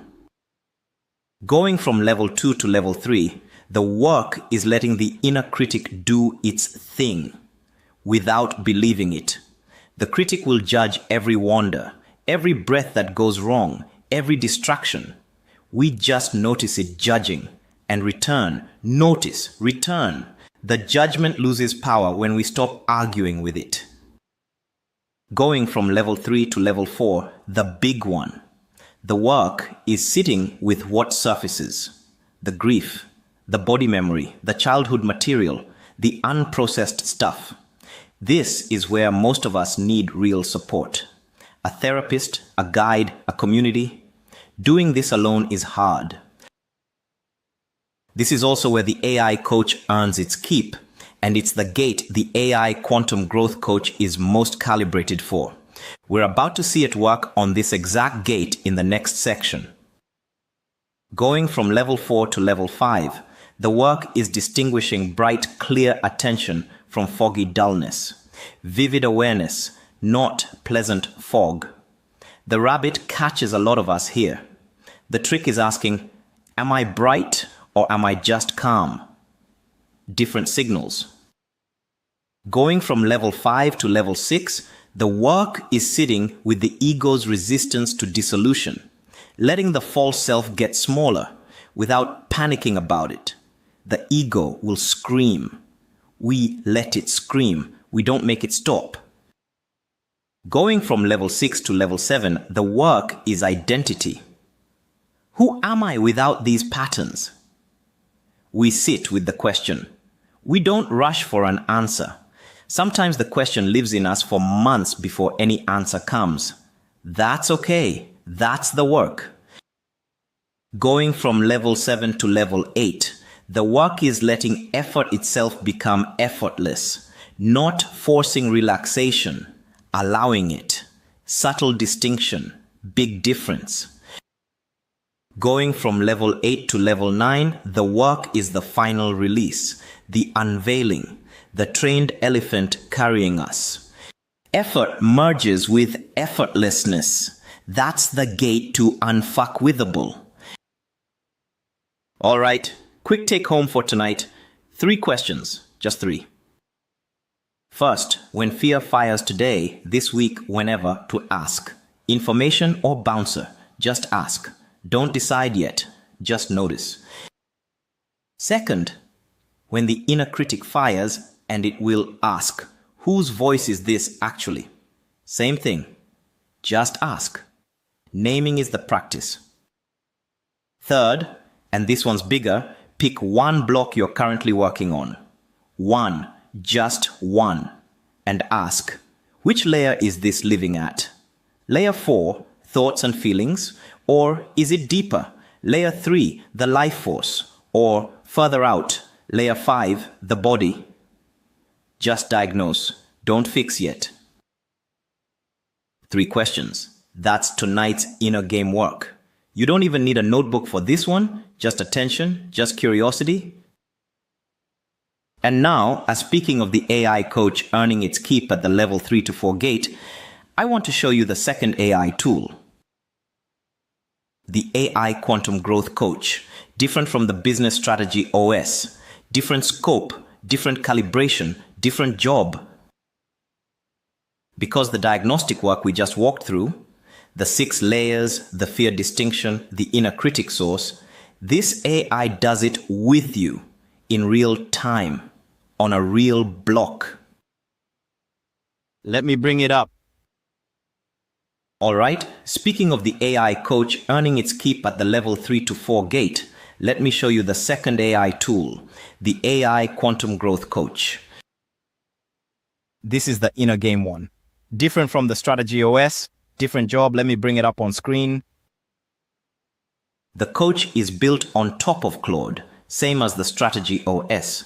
But where the Strategy OS draws from the consultancy frameworks and the modern entrepreneurship experts and my work, 3 layers, this coach is trained primarily on my work. 20 plus years of it.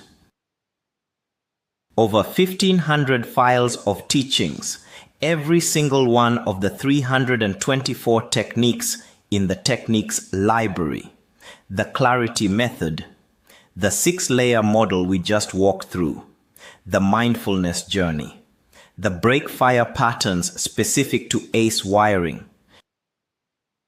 So when it answers, it's answering from my work, with my frameworks, with my specific calibration for our niche, different scope than the Strategy OS, different toolkit, different job.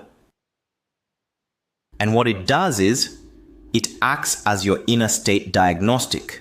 You bring it a block, a fear, a freeze, a pattern, a loop, something you're stuck on, and it diagnoses what's actually happening, across which layers, at which mindfulness level, what specific practice from the library would dissolve it. And listen, it works in voice mode too. You can literally just talk to it out loud while you're driving, while you're folding laundry, while you're walking the dog at 6 in the morning. Voice in, voice out. Same coach, hands-free. But for this demo, I'll use text mode, so you can read the responses on screen along with me. Same setup as before, cold demo. The coach doesn't know me, no memory, no prior conversations, 0 context. Just the framework it's trained on and the prompt I'm about to give it. Once you've been working with it over time, the coach has the full history with you. Every conversation you've had with it, every win you've shared with it, every block you've worked through together, every breakthrough, every recurring pattern that's surfaced between just you and the coach. And that context completely changes what it can offer. The diagnostics sharpen. The recommendations get specific to your actual journey, not generic. To be crystal clear, the coach is not watching the community. It's not reading anyone else's conversations. It's your own one-on-one history with the tool, deepening over time. But even cold, watch this. All right, here's the prompt I'm going to give it. And honestly, this is a real thing. I've heard some version of this from members of the community probably 100 times, maybe more. Watch. I know I need to raise my prices. I've known for months, but every single time I open the email to send the new rate to a client, my body freezes. I close the laptop. I tell myself, I'll do it tomorrow. I've done mindset work. I've read the books. Nothing is shifting. What's actually happening here? Happening. Now, quick framing note about the coach. This is key. The coach has two modes. Coach mode is the default and it's the heart of this tool.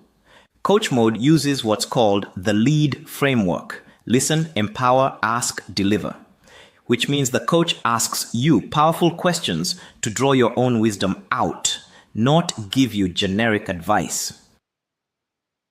Consultant mode is also there, for when you want a direct framework answer right away, one tap apart. But coach mode is the default, and it's what we're showing you here, because it's the main strength of this tool. Watch what the coach just did, or rather, watch what it did not do. First, see how it did not diagnose? It didn't say, this is a layer 3 break. It didn't pull a framework. It didn't recommend a technique. None of that. Instead, look at this it reflected. Read with me. You've known for months. The body's been answering for months, and the months are stacking. That's just the coach mirroring back what the user said, letting the user feel heard before anything else happens. That's the L in lead. Listen first. And then, watch the move. It asks a question, not a generic question, a precise, powerful question. When the body freezes, if that freeze could speak, not loudly, just whisper, what would it be saying? Read that again. The coach is treating the freeze as a messenger, not a problem to solve, a messenger with information. And it's asking the user, you, what is the freeze saying? Because the coach trusts that you already know, somewhere in you. The coach's job isn't to figure it out for you. The coach's job is to ask the question that makes the answer surface in you. This is lead in action. Listen. First, empower. Trust the user's inner wisdom. Ask. The question that surfaces the wisdom. The coach is doing exactly that from the very first response. No diagnosis, no framework, just precise questions. The user takes a moment, sits with the question, and then types their answer. Watch. It's saying, if I send this and the client says no, I'll have nothing. I'll be broke. I'll have made the wrong choice. Look at what just happened. The user discovered something in their own words. The freeze isn't about the rate. The freeze is about survival, about being broke, about making the wrong choice. That's the actual fear under the surface. And the coach didn't tell the user that. The user surfaced it themselves by being asked the right question. Now watch the coach's next move. It reflects what the user said, names the deeper layer they just touched, and then goes deeper. When you were learning how to make money, way back at the start, what was the rule you had to follow to survive? Not the rule you were taught, the rule you actually lived by. See the move? The coach is taking the user back to the origin, to the rule that wired the response. Because the body that's freezing now is the same body that learned a rule a long time ago, the rule that kept the user safe. The coach is hunting for the rule. And again, the coach isn't telling the user the rule. The coach is asking the user to name it themselves. The user takes a longer pause this time and then types, listen, types something they probably haven't said out loud to anyone in years. Don't be greedy. Don't ask for too much. People will turn on you if they think you're after money. That right there, that's the rule. That's what the body's been loyally protecting all these years. Not a limiting belief. Not a mindset block, a survival rule, the kind that kept the user safe somewhere a long time ago. And the user just named it out loud in their own words for maybe the first time ever. Now watch the coach's response. 3 things happen here. Let me walk through each. First, the coach reflects what the user just named. Listen.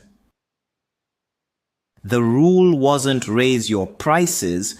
The rule was don't be the one who asks for too much or you'll lose people.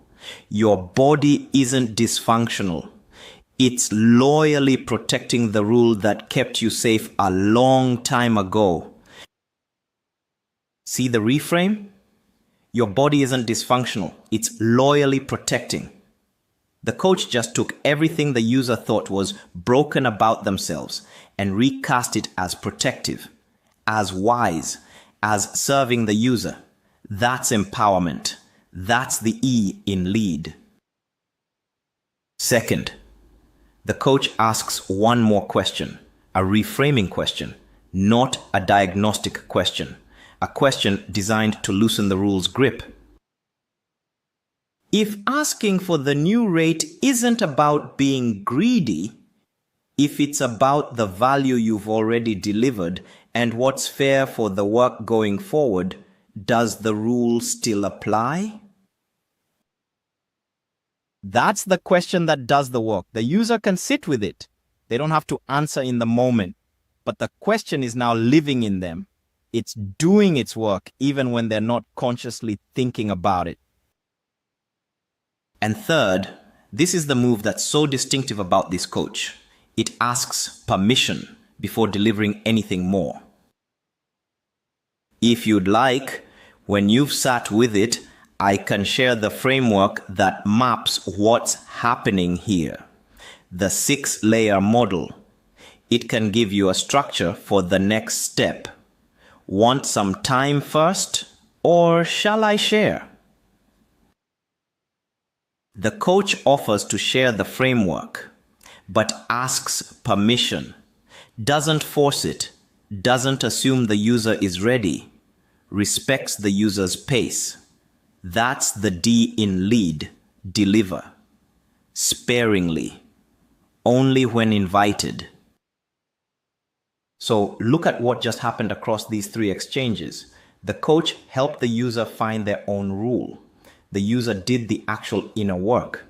The coach just held the space and asked the right questions in the right order, and then only offered to share the framework that could give the user structure for what's next. That's coaching, real coaching, not advice, not diagnosis, not techniques pushed at the user. The user's own wisdom drawn out by the right question at the right moment. This is the heart of the coach, the questions it asks, the wisdom it draws out of you. Imagine what it does when it actually knows you. After 6 months of conversations, knowing your patterns, knowing your story, the questions get even sharper. The reflections get even more precise. All right, that's the AI Quantum Growth Coach, cold. No history with the user, pulled from the framework alone. Once a user's been working with it over weeks and months, the coach knows them. Every conversation they've had with it, every breakthrough, every recurring pattern, every block worked through together, just between them and the coach in their own account. And the diagnostics get even sharper. The practice recommendations get more specific, the path gets more precise. But even cold, you can see the shape of what it does. The architecture is there. All right, so now you've seen both AI tools, the Strategy OS for the outer game, the Quantum Growth Coach for the inner game, 2 tools, 2 pillars, 2 diagnostic engines. You've walked both maps, the entrepreneur journey, the mindfulness journey. You've named your level on each. You're holding 2 numbers right now, outer level, inner level. And now, listen, now we do the thing I've been promising you since the very beginning of the masterclass. We overlay the 2 maps. your specific coordinates, the exact quadrant most of us in this niche tend to sit in, the break fire pattern between your two coordinates. Let's go. All right? Before this next part, stand up, I mean it. Stand up, shake it out, refill the water. Take 30 seconds, don't go far. Because when we come back, we take your two numbers and put them together on one grid. And that is the part everything tonight has been building toward.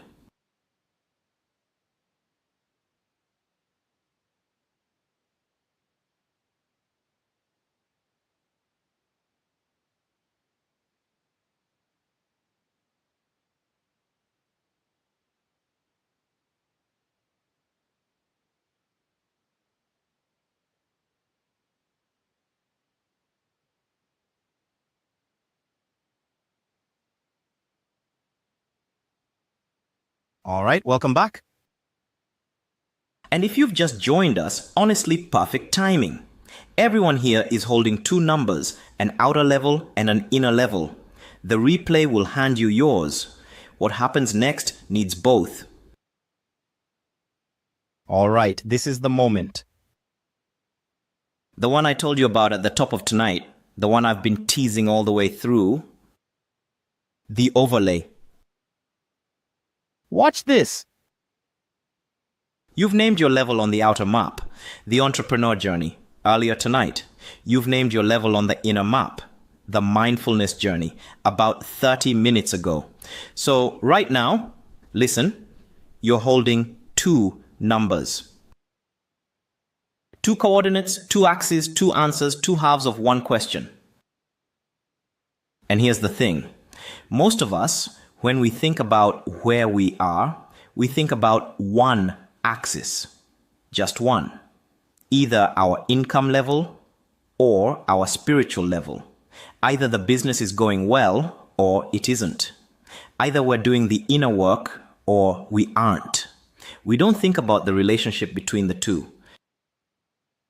But the break, the actual break, the one that's been firing for years, the one we've spent thousands of dollars trying to dissolve, doesn't live on one axis.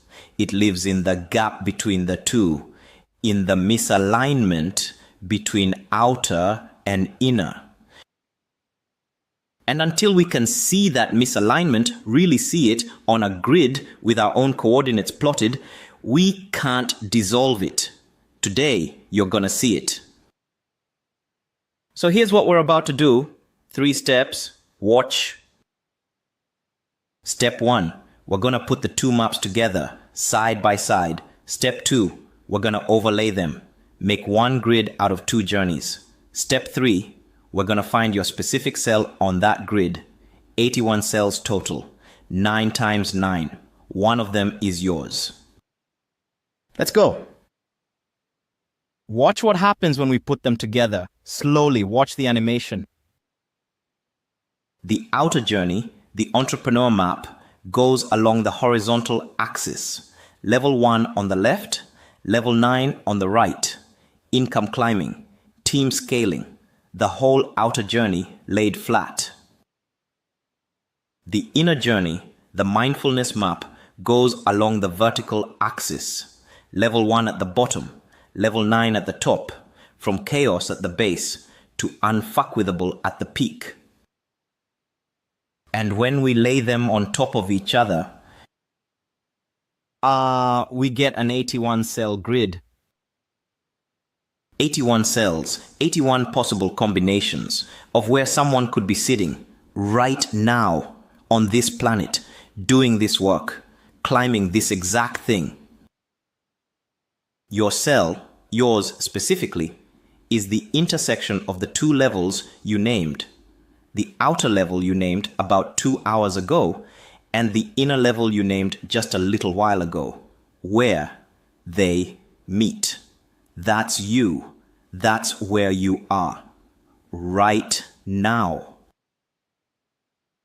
Find your cell. Go ahead. Find your cell on this grid.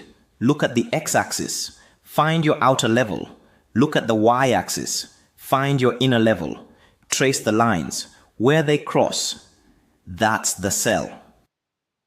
Take a moment, take a full minute, find it, sit with it.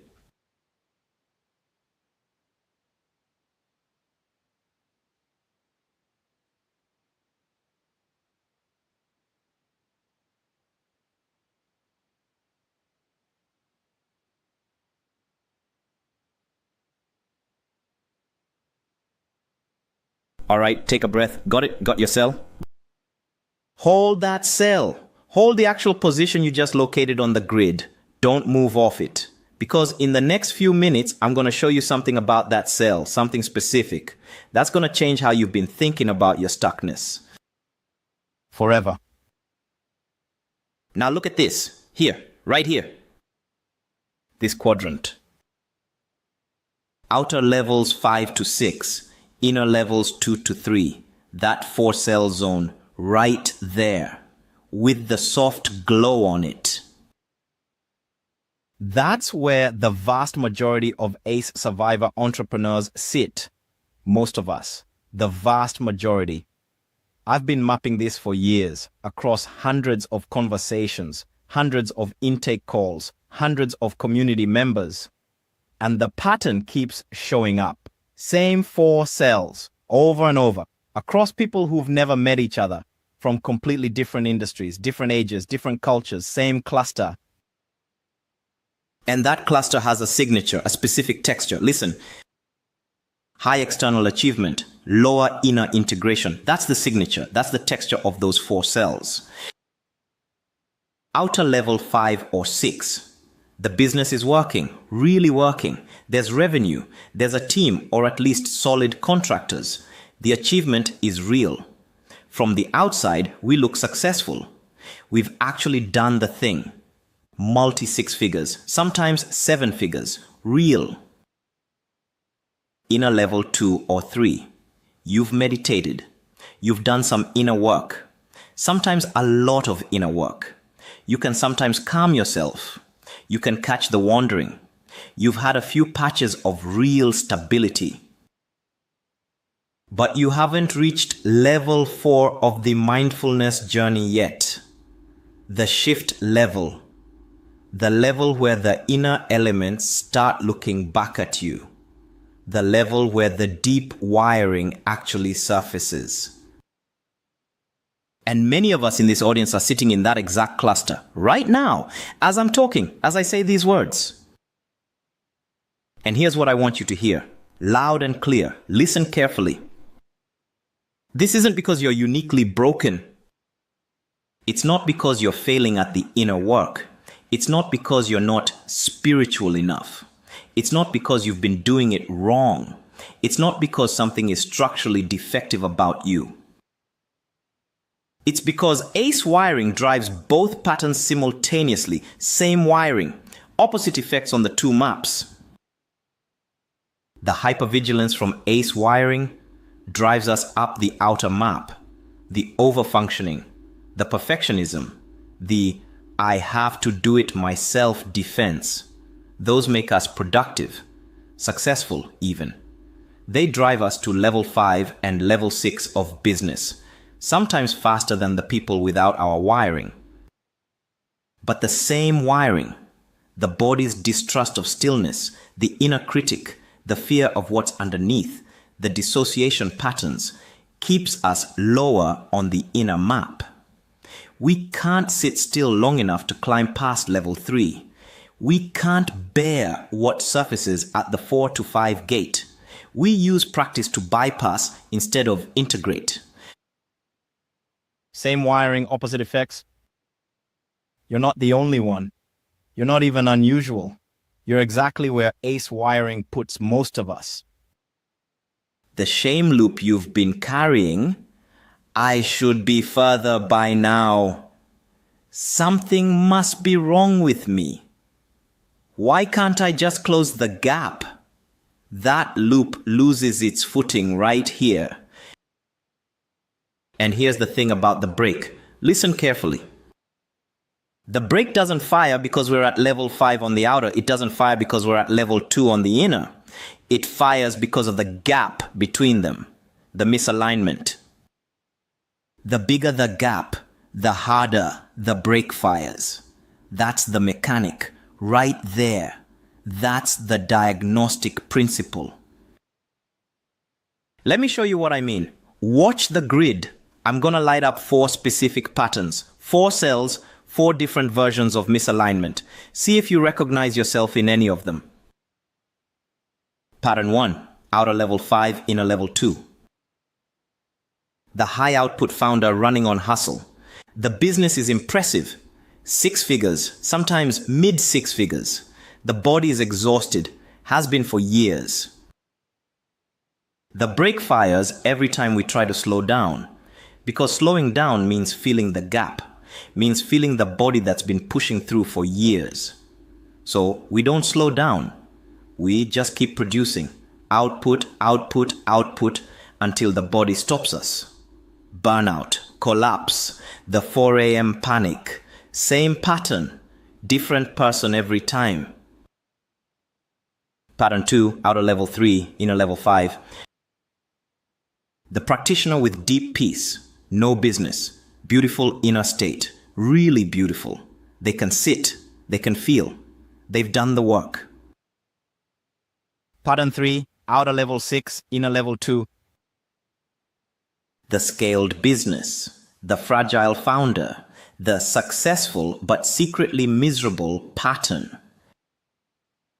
This one is the one that broke me, pretty much exactly. I sat in this cell for years. Outer 6, inner 2, bestseller, successful film, speaking engagements, and inside, fragile, exhausted, drowning. The kind of drowning where everyone looking from the outside thinks you're swimming. Everyone looking at the business sees success. Inside, the founder is running on fumes. The brake fires every morning. In the 5 a.m. wake up where we ask, is this all there is? That question, that specific 5 a.m. question. Many of us have lived in that cell.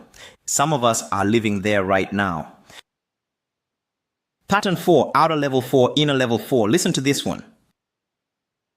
Aligned. Slower climb than the hustlers. Less impressive on Instagram. Less LinkedIn worthy. But the brake fires way less because the misalignment is small. Tiny gap. The brake has almost nothing to fire on. The work feels lighter. The breakthroughs come more consistently. The energy stays steady. This is what alignment looks like at this stage of the journey. Not level 9 of either map. Not enlightened. Not $100 million business. Just both axes lifting together. Holding hands. Walking at the same pace. So, I want you to look at your cell again. The one you found a few minutes ago. Your specific cell. And look at the gap between your outer level and your inner level. The actual distance. The actual misalignment. That gap, that's where your brake actually lives. That's the work. So, the fix isn't what most of us have been trying. Listen carefully. This is where the reframe lands. We've been trying to climb one axis at a time. Just one. Just the business. Or just the inner work. Stack of business books 1 month. Stack of healing books the next.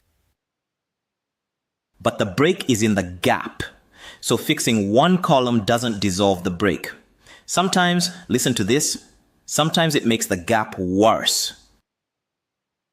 Watch this. We climbed the business map from level 4 to level 5. Cool.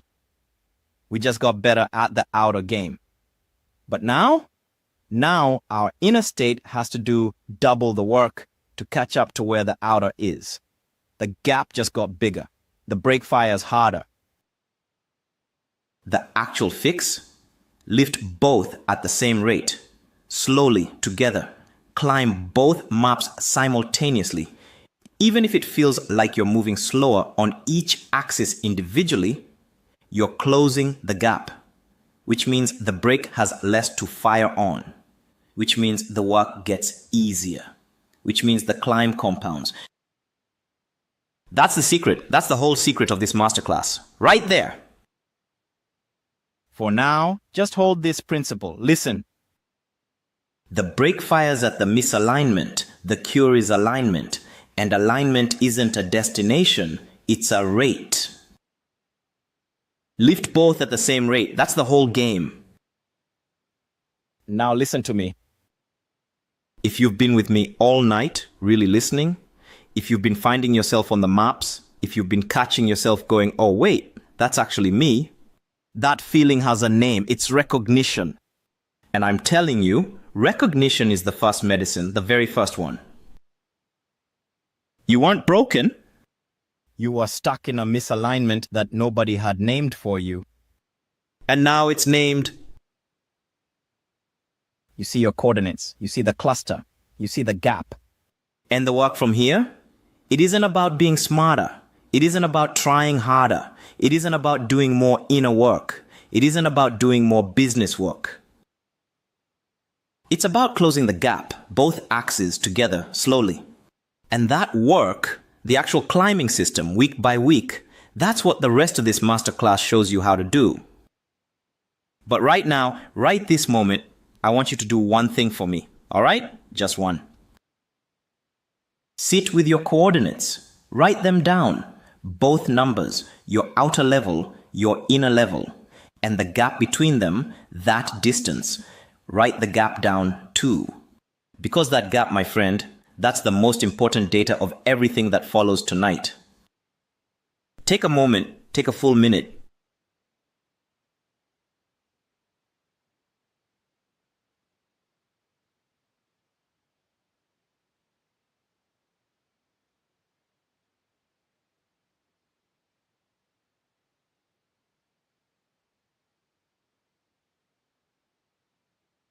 All right, take a breath and let's keep going. Because now I want to show you something specific. Between every gate on this 9 by 9 grid, between level 1 and level 2 of the outer map, between level 4 and level 5 of the inner map, all of them, there are traps. 27 of them. They ambush us between the levels. Many of us know them by feel, even if we've never had a name for them. So let me name them. All right, take a breath. You've got your coordinates. You've seen the misalignment. You've located the gap. Now, listen. I want to show you the specific traps that fire between every gate on that 9 by 9 grid. 27 of them. Or technically, 26 plus 1. I'll explain the math in a minute. Hold the question. And here's the thing about these traps. Each one is what ambushes us between specific gates.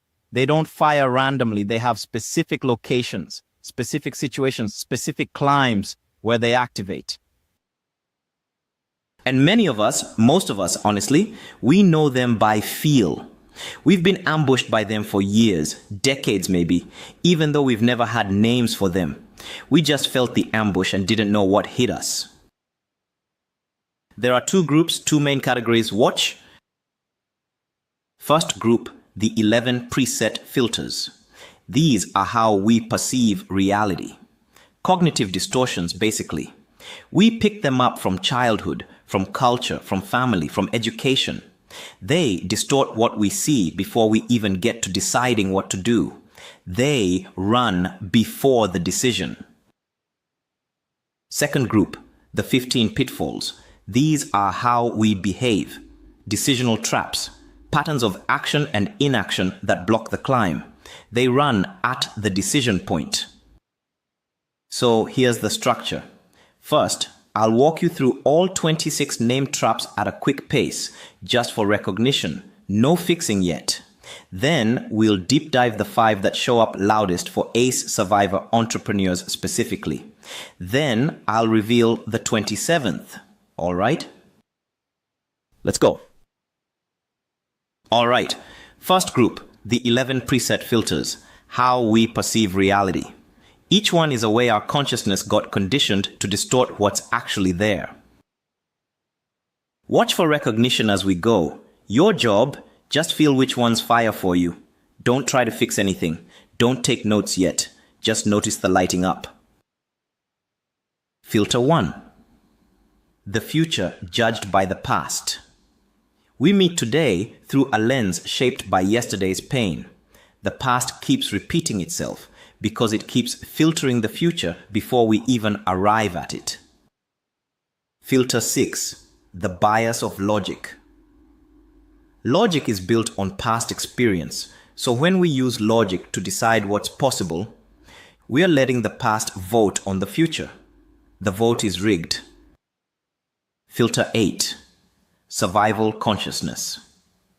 Illusions of separation. Illusions of scarcity. The default operating system of someone whose nervous system has been running on threat for too long. Filter 11. Karma. Not in the Western punishment for past wrongs misunderstanding. Karma as unfinished business. The wheel that keeps turning until the lesson is understood. That's the 11. Take a moment with them. Which ones lit up? Which ones did you actually feel as I named them? 2, 3, maybe 4?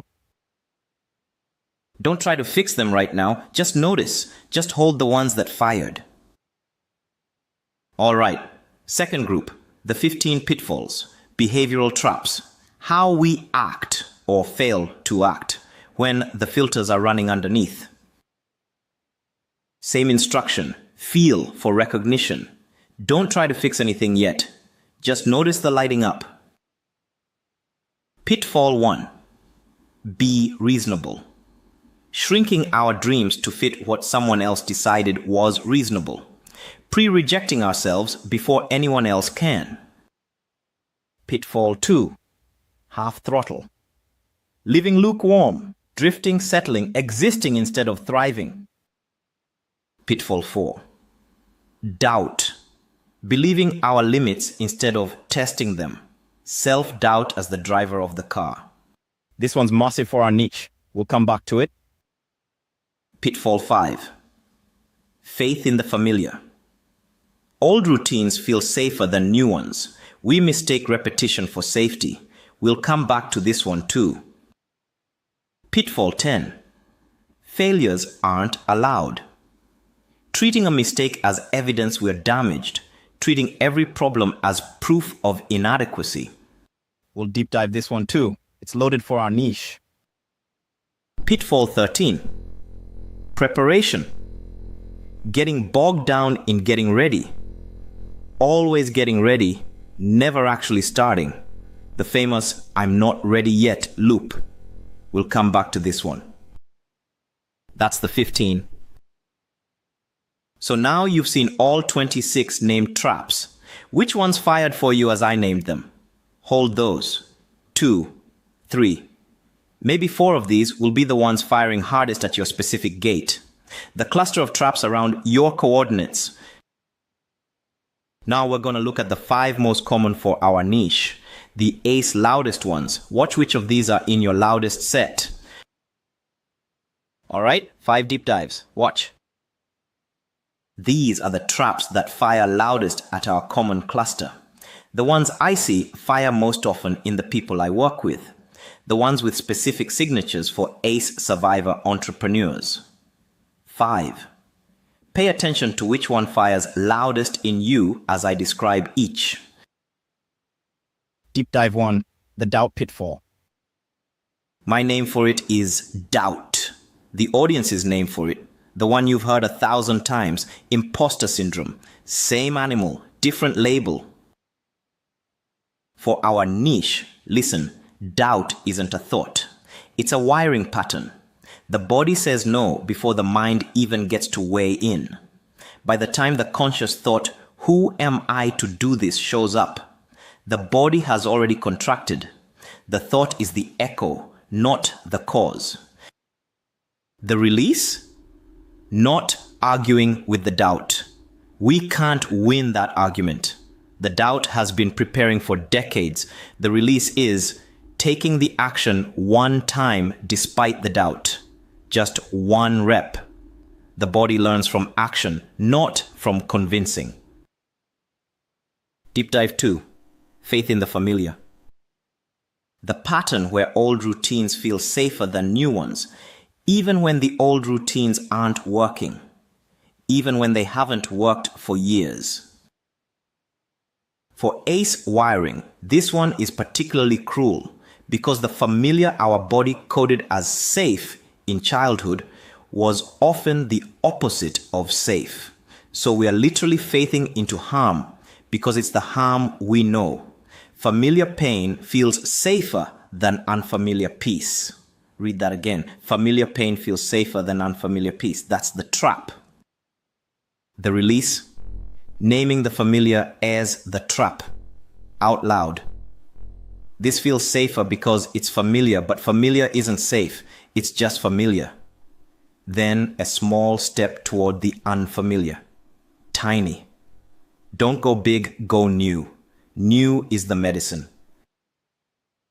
Deep dive 3. Failures aren't allowed. My name. The audience knows it as perfectionism, as the shame spiral, as, and this is the worst version, if I make a mistake, that mistake is me. I am the mistake. For ACE survivor entrepreneurs, this one is rooted in specific moments in childhood. The moments where a mistake led to consequences that were way out of proportion, punishment that didn't match the act, withdrawal of love that didn't match the wrong. The wiring learned very young, mistakes equal danger, not mistakes are learning opportunities. Mistakes equal danger encoded. The release? Reframing failure as evidence of trying. The Pathfinder has a great line on this. Failure isn't the opposite of success. It's part of it. Every failure shows you what's not the way. Treat each failure as a successful experiment in elimination. Deep dive 4. The preparation pitfall. Audience name? The famous I'm not ready yet loop. We keep getting ready. Researching, learning, preparing, reading the next book, taking the next course. We never actually start. The release? A bias toward starting. Start before you're ready. Start ugly. The Pathfinder is explicit on this. You'll learn more in the first week of doing than in the first year of preparing. Every time. Deep dive 5. The future judged by the past filter. This is the root filter, the one that holds all the others in place, the chassis, the foundation. For ACE wiring, this is the filter. Every present moment gets distorted by past pain before it ever reaches conscious thought. The future gets pre-rejected based on what happened a long time ago to a much younger version of us. The release? Conscious awareness and the willingness to release past attachments. That's the work. Not fixing the past, not even healing it directly, just noticing moment by moment when the past is filtering the present and gently asking, what's actually true right now? That's the practice. That's the release. 5 deep dives. Doubt. Faith in the familiar. Failures aren't allowed. Preparation. Future judged by the past. Pick one. The one that fired loudest, as I named it. The one your body went, oh, that's me on. That's the trap firing hardest at your specific gate. Right now. Hold that one. We're going to come back to it at the take home. All right, promise time? I told you when we opened the traps, 26 plus 1. So where's the 27th? Let me show you. The 27th trap is fear itself. Not a specific trap. The engine behind all 26. The thing that powers them. The thing that animates them. The thing that makes them fire. Watch this. When you look at the 26 we just walked through, Every single one of them has fear underneath it. Listen. The doubt pitfall, fear of being seen as a fraud. Faith in the familiar, fear of the unknown. Failures aren't allowed, fear of being damaged, of being broken. Preparation, fear of starting, fear of being seen at the start.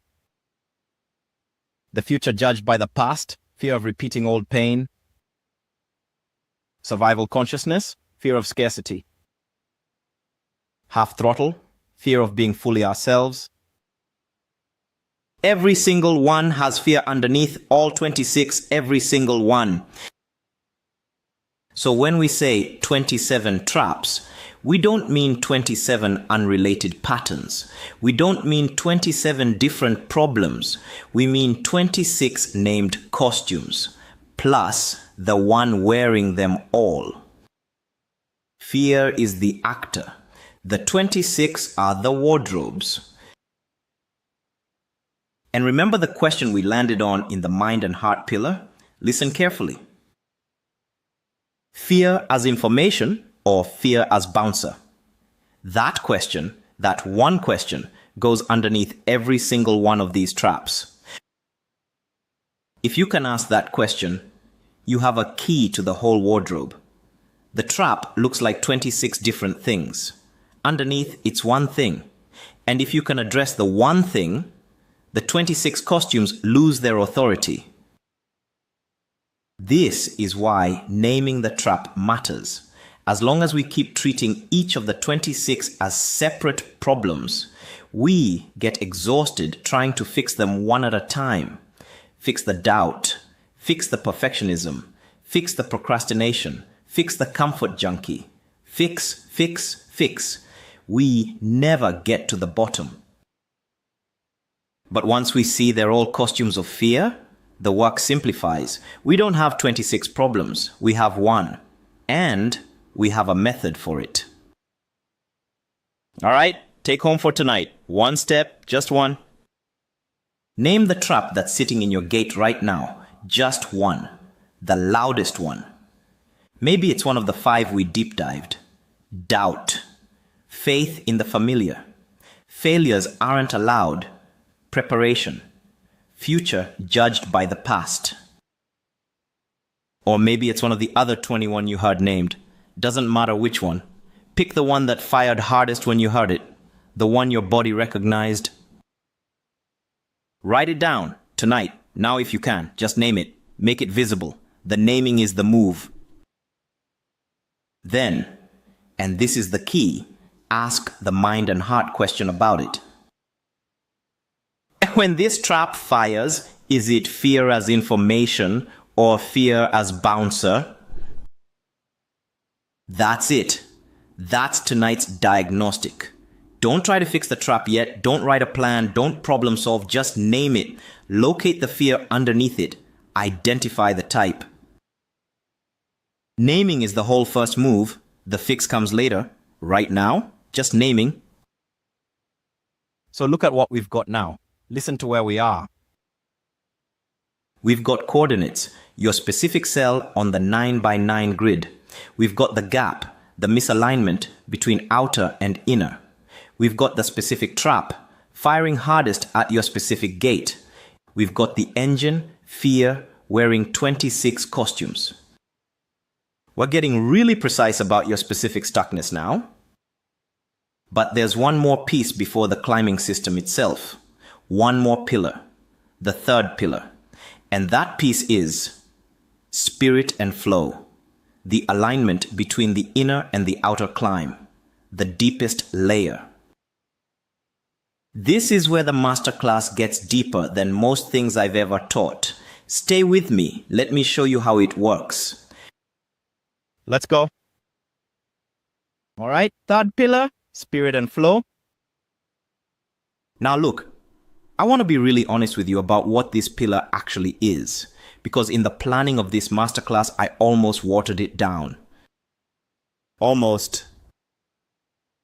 Because the word spirit carries baggage for a lot of us. Religious baggage, cult flashback baggage, hippie baggage, whatever. And I was tempted, really tempted, to make this section safer, to soften the edges, to use more neutral language, to not say the bold things out loud. But that would have been a disservice to you, so let me speak to it the way I actually teach it, the way I've been teaching it for 25 years, with the actual depth, not the safe version. Spirit and flow isn't just the alignment pillar between economic machine and mind and heart, though it is that on the surface. At a much deeper level, listen carefully, this pillar is a complete revision of who and what we actually think we are. A revision of our self-view, a revision of our worldview, both at once, both changing together. And here's the thing. Most of us don't even realize we have a self-view and a worldview installed in us. We just live inside them, like fish in water. We don't see the water. We don't notice the lens. And the break we've been working on for all these hours? Listen, most of it is downstream of that lens. So if we don't revise the lens itself, the self-view, the worldview, we end up just rearranging the break. We never dissolve it. Now, here's the invitation framing. Important. Listen. What I'm about to walk you through is one possible new self-view and world-view. Not the only one. Not the truth. Just one map that, after 25 years of testing, I've found dissolves the break more reliably than anything else I've encountered. Take what resonates, leave what doesn't. That's how this whole pillar works. Invitation, not dogma. First, teaching. And honestly, this is the deepest one. The most powerful change to our self-view and our worldview, and I really mean the most powerful, it goes like this. We are not just human beings who occasionally have spiritual experiences. No, no, no. We are spirit having a human experience. And specifically, and this is going to sound bold, so stay with me, we are the creator, each of us. Not a metaphor, not a poetic flourish, not we are like the creator. We are the creator. You are God, or whatever word lands for you. Source, the I am. Consciousness, the self, spirit, the field, the divine, the Tao. Different names, same referent. You are it. Wayne Dyer said this beautifully. And I want to read you a passage that the first time I heard it 20-something years ago, it broke something open in me that's still broken open. Listen. This is the ineffable secret, the ultimate illumination, the key to peace and power. You are God. You are God. You are the I am that I am. You are consciousness. You are the creator. This is the mystery. This is the great secret known by the seers and prophets and mystics throughout the ages. This is the truth that you can never know intellectually. Within each and every one of us, there is a place inside of each and every one of us that is all-knowing, that is almighty. There is actually a fragment of God. The Creator has planted within every creature a fragment of Himself, a spark, a spirit of the same nature of Himself. And thanks to this spirit, every creature can become a creator. That's Wayne Dyer. Let me sit with that one for a second. Even after 25 years, it still lands on me. Now look, I want to be really clear about something. I'm not pushing a religion here, all right? I'm not Christian, I'm not Buddhist, I'm not Hindu, I'm not anything.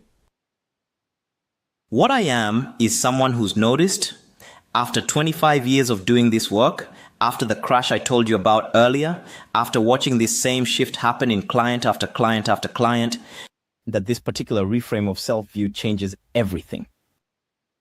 From I am a separate little human trying to figure life out alone, to I am the creator playing the game of being a human.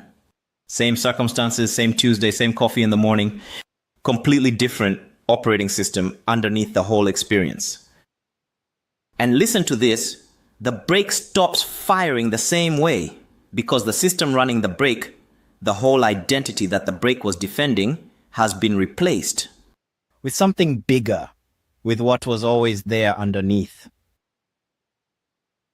Now look, I just told you something pretty bold. You are the creator having a human experience. And honestly, for some of you, that landed straight in. You felt it. Good. Stay with that. For others, your intellectual brain is going, okay, David, that sounds nice, but where's the proof, right? Where's the science? Where's the evidence? So, I want to give you the physics. So I'm going to walk you through 5 miracles of quantum energy. Watch this. Miracle 1. Are you ready for this? Your physical body, the one that feels solid to you, is approximately 99.99999% empty space. Not metaphorically, literally. That's miracle 1. Miracle 2. That empty space inside you, turns out it's not empty. Science has actually proven this. The vacuum, what we call empty space, is full of energy. So full that, listen to this, if you took every star in every galaxy in the entire universe, billions of galaxies, billions of stars in each one, and you compressed them all into 1 cubic centimeter of space, you would still not reach the energy density of empty space. Empty space is denser than the entire physical universe compressed into a cube the size of a sugar cube. Let that land for a second. So you are mostly space, and that space is mostly energy. Incomprehensibly dense, magical, conscious energy. That's what you actually are. Not the small solid thing you've been thinking you are. Miracle 3. The atoms that make up your body and everything you see around you, they are not stable physical objects. They are quantum packets of energy that flash in and out of existence. 50 billion times per second. Your body is being recreated from the quantum field 50 billion times every single second of your life. It only looks continuous because the flashes are too fast for your eyes to catch. Miracle 4. So, what holds the flashes together, right? What makes you look like a body and not a cloud of probability? Information? Physical reality is light trapped by information. The information is what creates the patterns. The patterns are what create the apparent solidity. And the source of the information? Well, that's where this gets really interesting. Miracle 5. The source of the information that holds the quantum flashes in pattern. Consciousness. Your consciousness. The observer effect, proven in quantum physics for over 100 years now, shows that the act of observation actually shapes what is observed. And what that means is, when you change your consciousness, your beliefs, your inner state, what you're paying attention to, you literally change the patterns of quantum information that create your physical reality. You're doing it right now, constantly. So now, you see why physics and spirituality are meeting in the middle. The mystics have been saying, you create your reality with your consciousness for thousands of years. The quantum physicists are now saying, finally, the observer shapes the observed at the most fundamental level of reality. The mystics had the metaphor, the physicists are now providing the math. And that's why the spirit and flow practice we're about to look at actually works. It's not woo, it's not a nice idea. It's the practice that aligns your consciousness with the quantum field that creates your reality. When you do that work, the physical world responds. Not because of magic, because of physics. You are conscious quantum energy, and that energy is creating everything you see, including your business, including your break, including your next breakthrough. Second teaching, listen. If you accept, even just as a working hypothesis, not a belief, a hypothesis, that we are the creator having a human experience, and that physics and spirit are pointing at the same thing, then something else follows. This life we're living, it's a game that spirit plays, not ego's game, spirit's game. And that changes everything. Ego's game looks like this. Watch. This is the operating system most of us are running. Default, inherited, unexamined.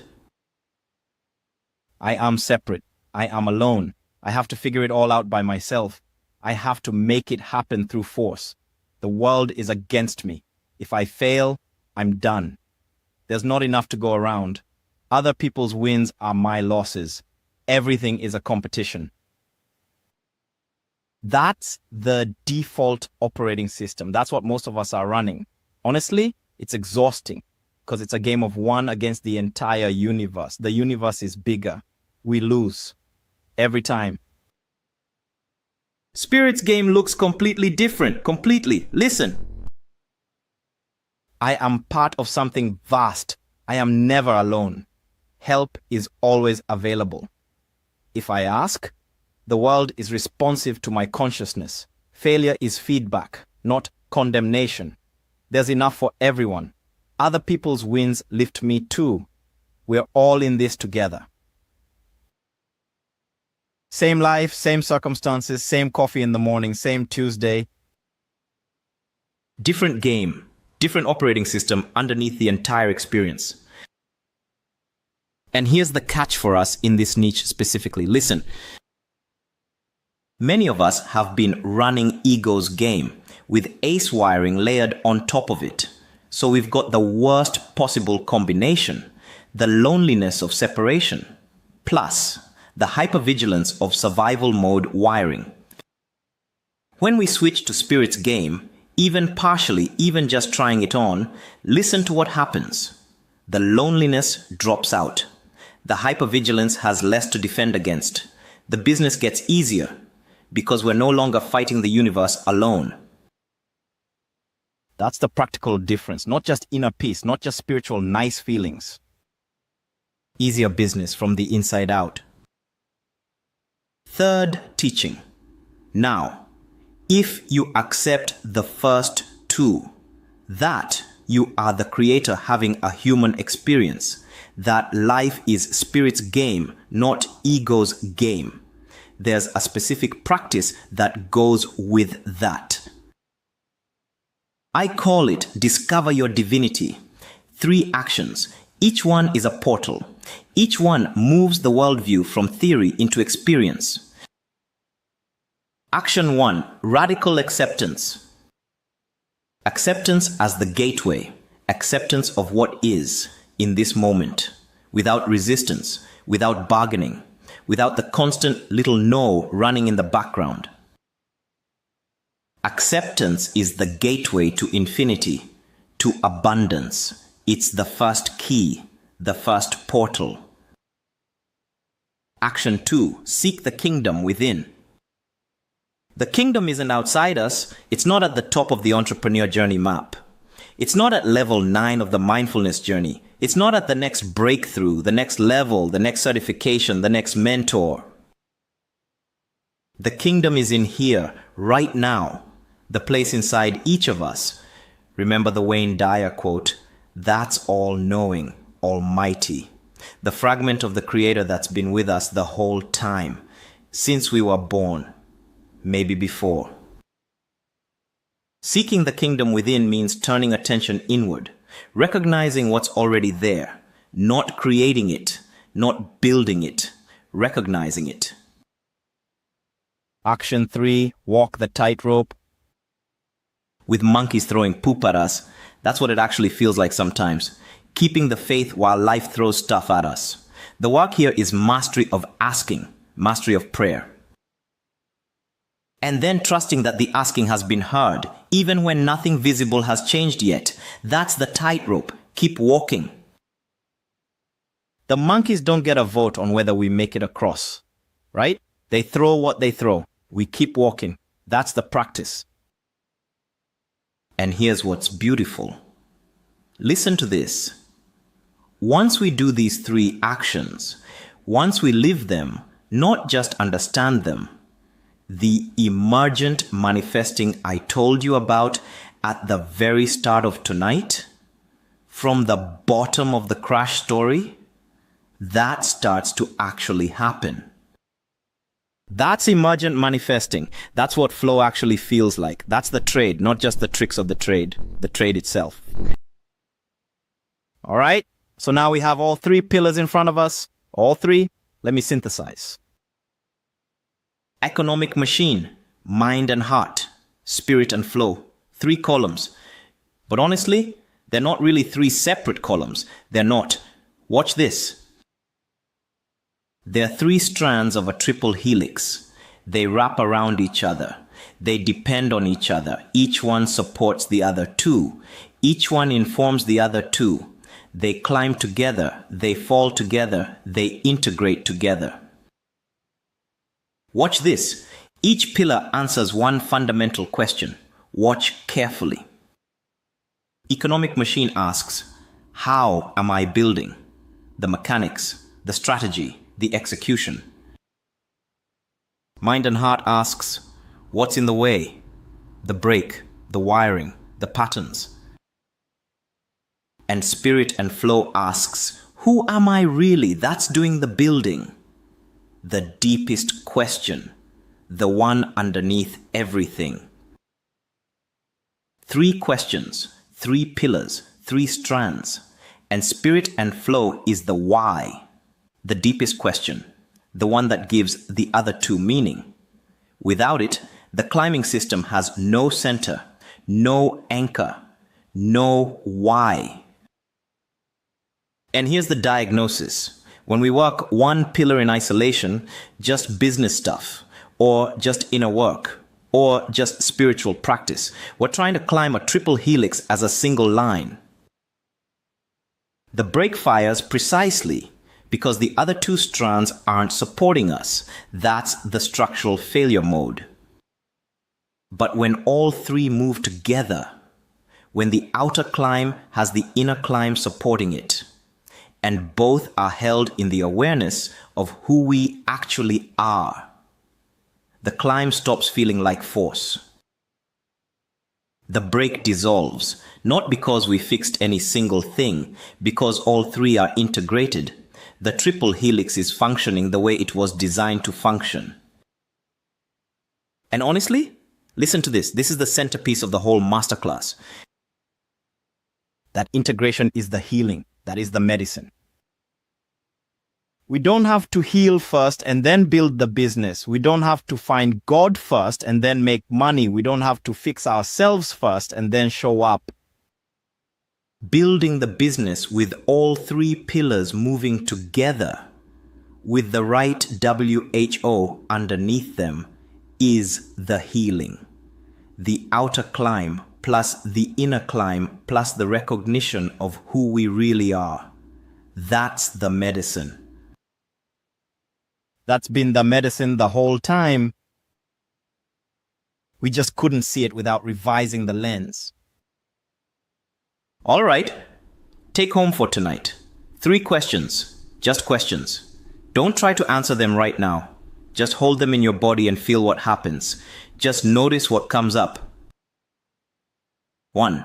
What if it's actually true that I am the creator having a human experience? 2. What if life is a game that spirit plays, not a battle ego has to win? 3. What if I'm never alone and help is always available if I ask for it? 3 questions. Sit with them, maybe for a day, maybe for a week, maybe longer. The answers come over time, not on demand. Naming the questions is the work tonight. That's enough. The questions do the work in the background. We don't have to figure them out consciously. And now, let me show you the third AI tool, the last of the 3, the AI Vision Weaver. Because the self-view and worldview revision we just walked through, the Discover Your Divinity practice, once that work starts, a vision emerges from this depth. Not the small ego vision, the big spirit-level vision, the vision that comes from the deepest WHO. The Vision Weaver helps you do exactly that by making you actually see yourself living that vision with your own face, cinematic, personalized, mind movies on steroids. Let me bring it up. All right, third and final AI tool, the AI Vision Weaver. Let me bring it up on screen. So, what does this thing actually do? Listen carefully. This is the bit that matters.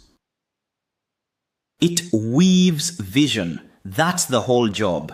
Where the coach diagnoses the block and the strategy OS plans the climb. The Vision Weaver holds the destination clearly enough that the path becomes visible. Vision weaving as a craft. That's 20 plus years of my manifesting research distilled, compressed, calibrated, built into one tool.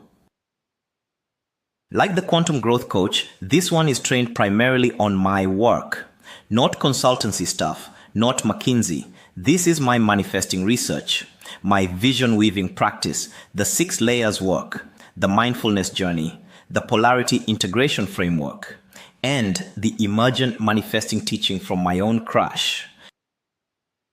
All stacked, built on top of Claude, calibrated specifically to this niche. Same Claude foundation as the other 2 AI tools. Different training, different job.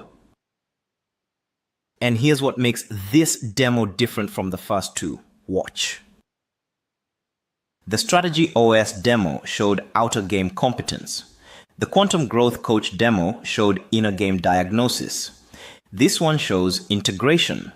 Both maps, both axes, all 6 layers, the 27 traps, the GPS plus I rhythm, all in one response.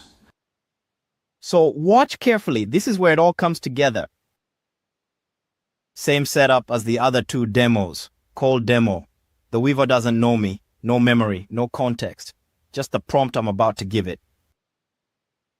Once a member's been using it over time, this same Weaver knows their coordinates, their cluster, their current level, their last 6 months of work with it, their previous visions, their wins, their patterns, all from their own use of the tool, not from anything the Weaver is watching elsewhere.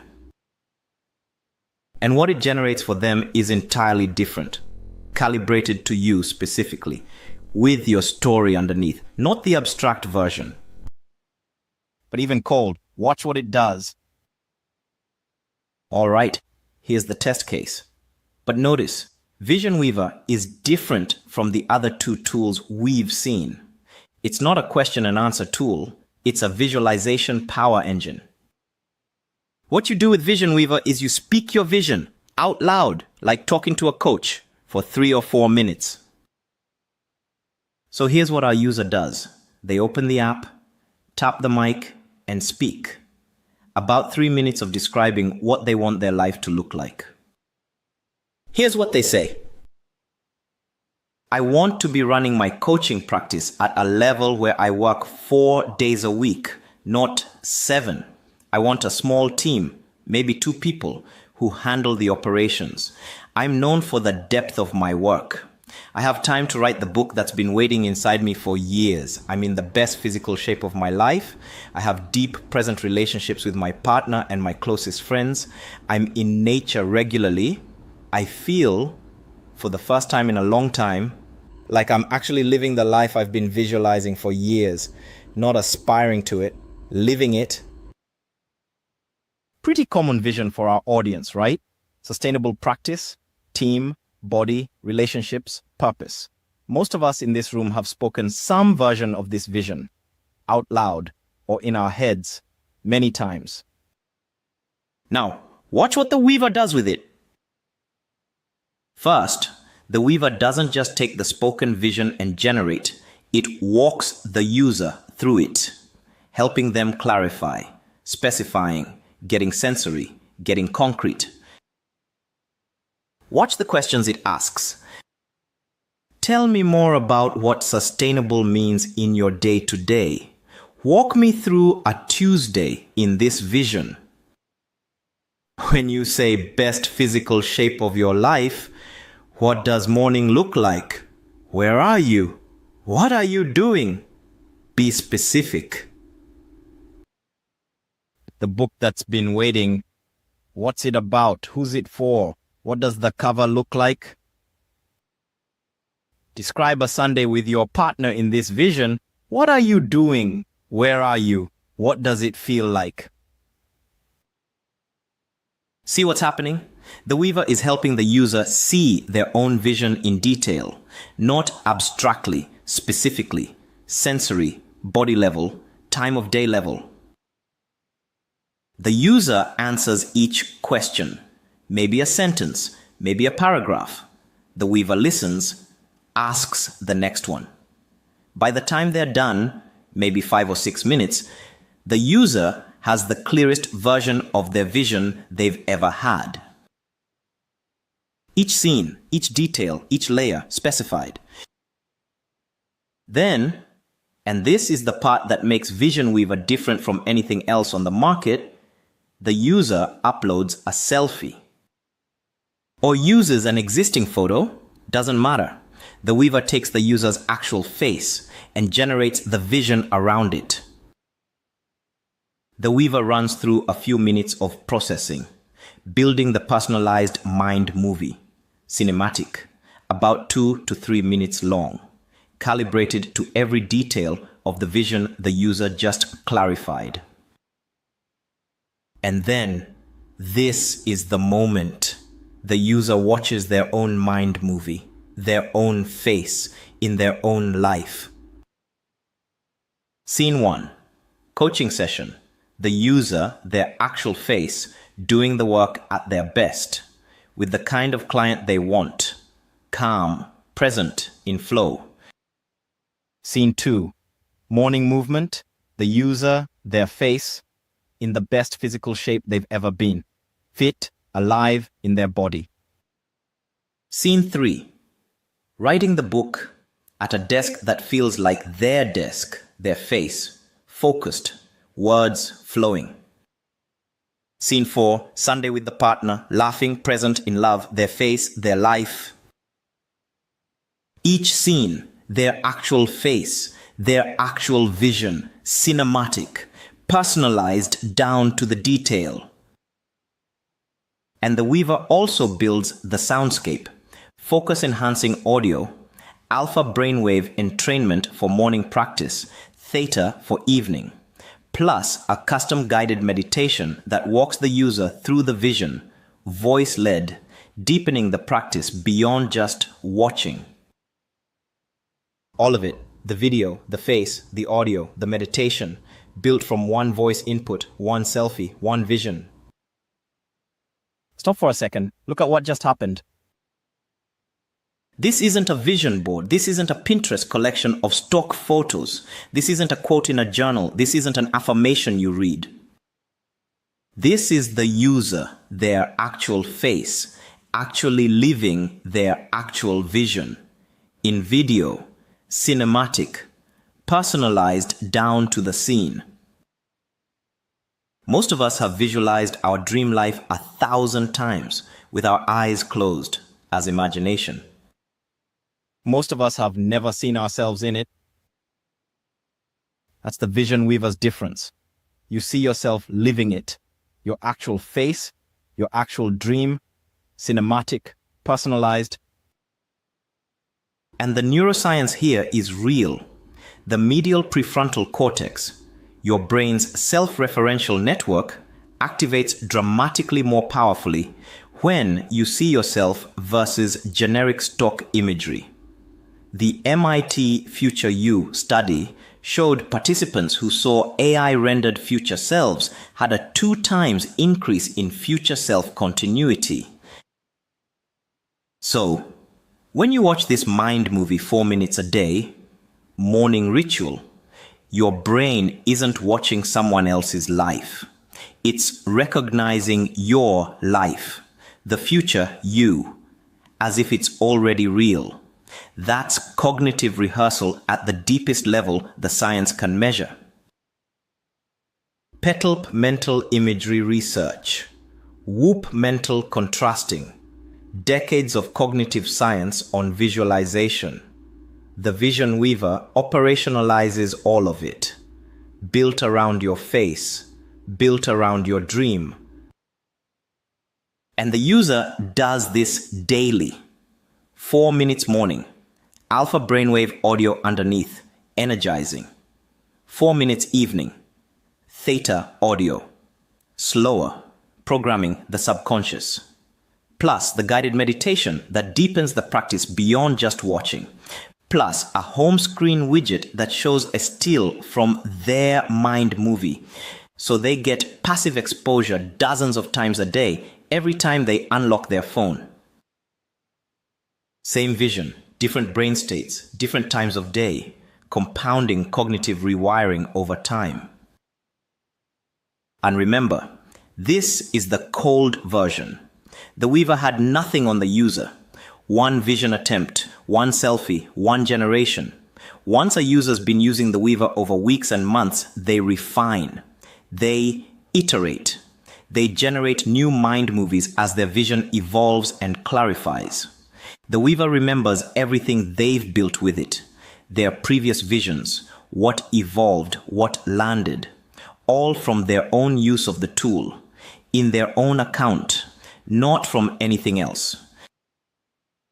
The mind movies get sharper, the visions get truer, the cognitive rehearsal compounds, the brain rewires faster because it's seeing the same self in clearer and clearer futures over time. This is what Vision Weaver does. It makes your vision visible, with your face, cinematic, daily. Mind movies on steroids, that's the simplest way to say it. Alright, so now you've seen all 3 AI tools. Watch the recap. Strategy OS for the outer game, the business strategy. Quantum growth coach for the inner game, drawing your own wisdom out. Vision Weaver for the vision itself, seeing yourself, living it. 3 tools, 3 pillars, 3 jobs. You've walked both maps. You've named your level on each. You've seen the cluster, the gap, the traps, the pillars, and the 3 tools that calibrate to each. You've got the maps, you've got the diagnosis, you've got the vision you want to walk toward. So the question now becomes, listen, how do we actually walk the path? Month by month, week by week, day by day. That's the climbing system. The clarity method, the GPS plus I monthly cycle, the actual practice, the week by week, the thing you can start running on yourself tonight. That's what's next. Let's go. If you've just joined us, we've mapped the whole terrain tonight and the traps between the levels. You're arriving exactly at the how. And my run sheet says we're right on time. Alright, so we've walked both maps. We've named our cluster, we've seen the gap, we've covered the 3 pillars, we've walked the 27 traps, we've seen the 3 AI tools that integrate everything. We've covered a lot of ground. Honestly? At this point, the question that's probably forming in your head, listen, is this. David, how do I actually do this? Day by day, week by week, month by month. What's the actual rhythm? Great question. That's exactly what I want to show you next. The climbing system itself. The operational engine. Because honestly, listen carefully. This is one of the most important truths in this whole masterclass. Insight without implementation is entertainment. We can have the most beautiful framework on the planet, the clearest diagnosis, the most precise coordinates, the most calibrated AI tools. And if it doesn't have a rhythm we can actually walk, none of it matters. We end up with another framework on the shelf, not another life lived. So let me show you the rhythm, the actual rhythm. There are two pieces, just two. Watch. GPS plus I, that's the monthly rhythm, the 4-week structure, goal, problem, solutions, integration, 4 weeks, 1 month, repeated monthly. And clarity, that's the specific toolkit we apply within the rhythm.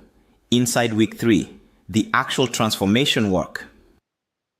GPS plus I is how we structure each month. Clarity is what we work with when it's time to actually transform. Together, they're the operational engine of everything we've taught. All right, GPS plus I, 4 letters, 4 weeks, 1 month. Let me walk you through each. Week 1 is the G goal, know your destination deeply. Now this isn't just write down a goal. We're not making a vision board on Sunday afternoon. This is the deep work of testing whether the goal is actually yours or borrowed from family, culture, an old version of yourself, the algorithm, your coach, your mom. Week 1 outcome, a goal clarity document. You leave week 1 knowing, really knowing where you're going and why. Tested, validated, yours. Week 2 is the P problem, excavate with compassion. Now we map all the layers of what's blocking the goal. The 6 layers from pillar 2. The belief layer, the somatic layer, the body memory, the relational contracts, the parts that are sabotaging us, the wiring that's been firing for decades, all of it, layer by layer. And we do this work compassionately, not to fight the blocks, to understand them. Because, listen carefully, the blocks were once protections. The wiring did its job. It kept us safe. It just hasn't gotten the memo that the danger passed. Compassion over combat, that's the week 2 ethic. Week 2 outcome, a problem discovery document with every layer mapped, not solved yet, mapped. Week 3 is the S solutions. Now we build the toolkit. And this is where clarity comes in. The framework I'm going to deep dive in a minute. Week 3 is where we take everything we excavated in week 2, every layer mapped, and we apply specific techniques to actually transform it. Not just understand it, transform it. 6 different angles of work, 6 different doorways, each one calibrated to your specific situation, your specific block, your specific layer. Week 3 outcome, a clarity solutions roadmap. The toolkit customized for this specific goal in this specific month. Week 4 is the I integration. And honestly, this is the most important week of the whole cycle. Because here's what most programs do. Listen, most programs end at solutions. Week 3, they give you the techniques. They say, good luck. And they leave you to integrate alone. That's where most of us actually lose the work. Integration is what makes the change permanent. Week 4 is about building sustainable systems, accountability structures, resilience protocols, the architecture that holds the change in place, even after the motivational lift fades. Because, listen, integration is everything. Insight without implementation is entertainment. And implementation without integration is just temporary inspiration. Week 4 outcome, an integration mastery blueprint, the architecture that makes this month's transformation permanent.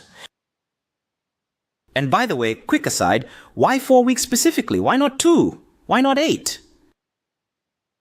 Because 4 weeks is the cadence that actually moves coordinates on the map. Faster than that, and the work stays surface. We don't reach the deeper layers. Slower than that, and we stall. The momentum dissipates. 4 weeks is the rhythm where real change embeds and keeps moving. Trust me on this, 25 years of testing, 4 weeks is the sweet spot. All right, now clarity. The week 3 toolkit, 6 components, each one a lens, each one a doorway. Let me walk you through each one. C. Construct identity. This is the deepest leverage point of the entire framework. Listen carefully, because here's the secret most personal development misses entirely. Identity precedes behavior. Behavior follows identity. If you see yourself as someone who already embodies the goal, the actions flow naturally, easily, like water. If you see yourself as someone trying to become that, the actions feel forced. The body resists. The brake fires. The work isn't to do more. The work is to be the version of you who already lives at the next level. Then the doing follows. The diagnostic question for construct identity is, who do I need to become to achieve this goal? That's the C of clarity. L. Liberate beliefs. The beliefs we excavated in week 2, now we transform them. Not just understand them, liberate them, release them. There are specific techniques for this. Belief inquiry, cognitive restructuring, somatic releases. The community's techniques library has dozens of them.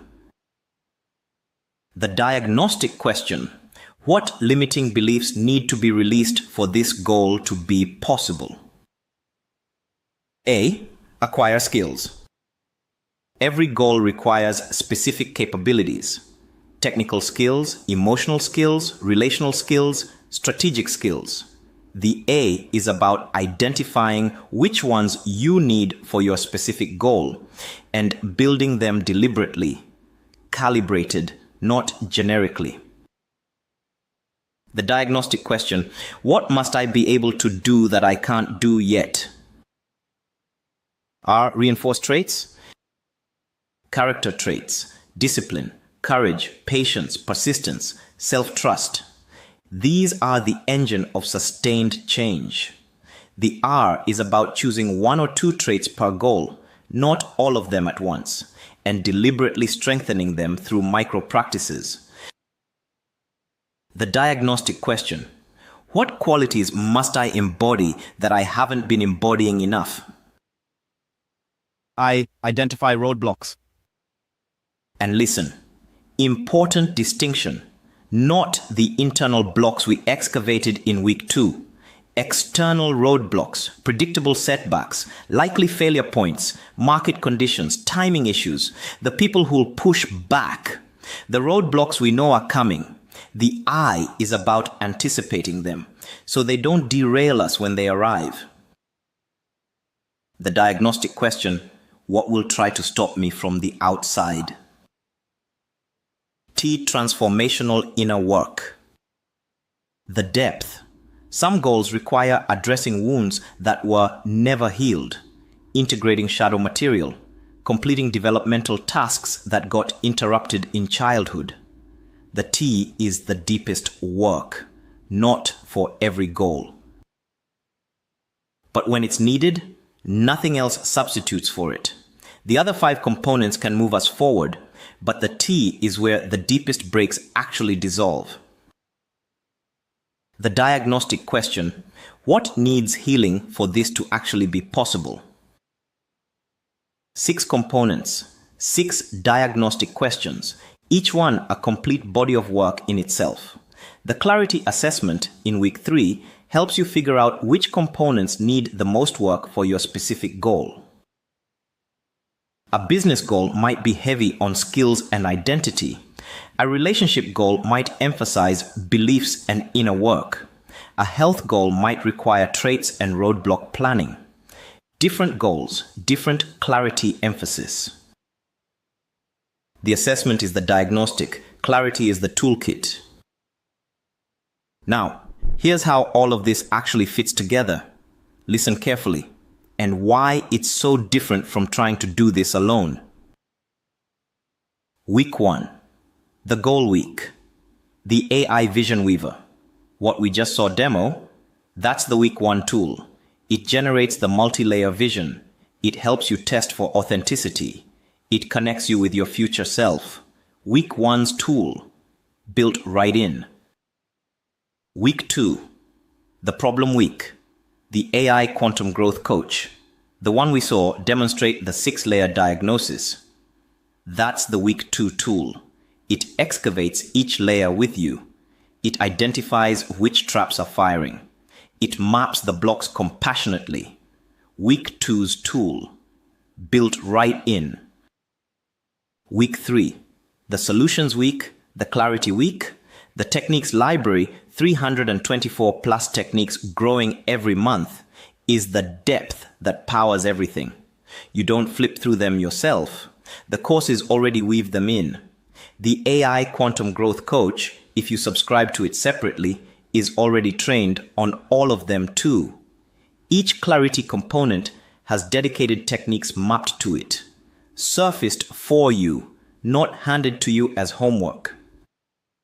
And the AI Business Strategy OS, that's the Crossweek tool for the economic machine pillar. It threads through every week, helping you keep the outer climb integrated with the inner work. Week 4, the integration week, the community itself.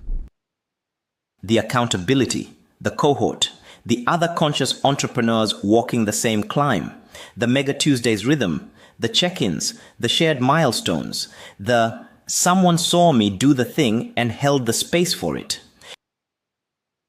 Because, listen, and this is the truth nobody tells you. Integration alone is brutal. With a cohort walking the same climb, integration becomes sustainable. The work that's impossible solo becomes doable together. That's why the community structure exists, not as a bonus, not as a feature, as the Week 4 infrastructure. So when you put it all together, the 3 AI tools, the techniques library, the community, it's not 5 separate things. It's one integrated rhythm. GPS plus I as the cadence. Clarity as the toolkit inside Week 3. The AI tools and the library as the practical work each week. The community as the integration infrastructure that makes the whole thing sustainable. That's the climbing system. That's how you walk the gap closed, month by month, cycle by cycle, both axes lifting together. All right, take home for tonight. One thing, just one. Don't try to start the whole GPS plus I cycle in your head right now.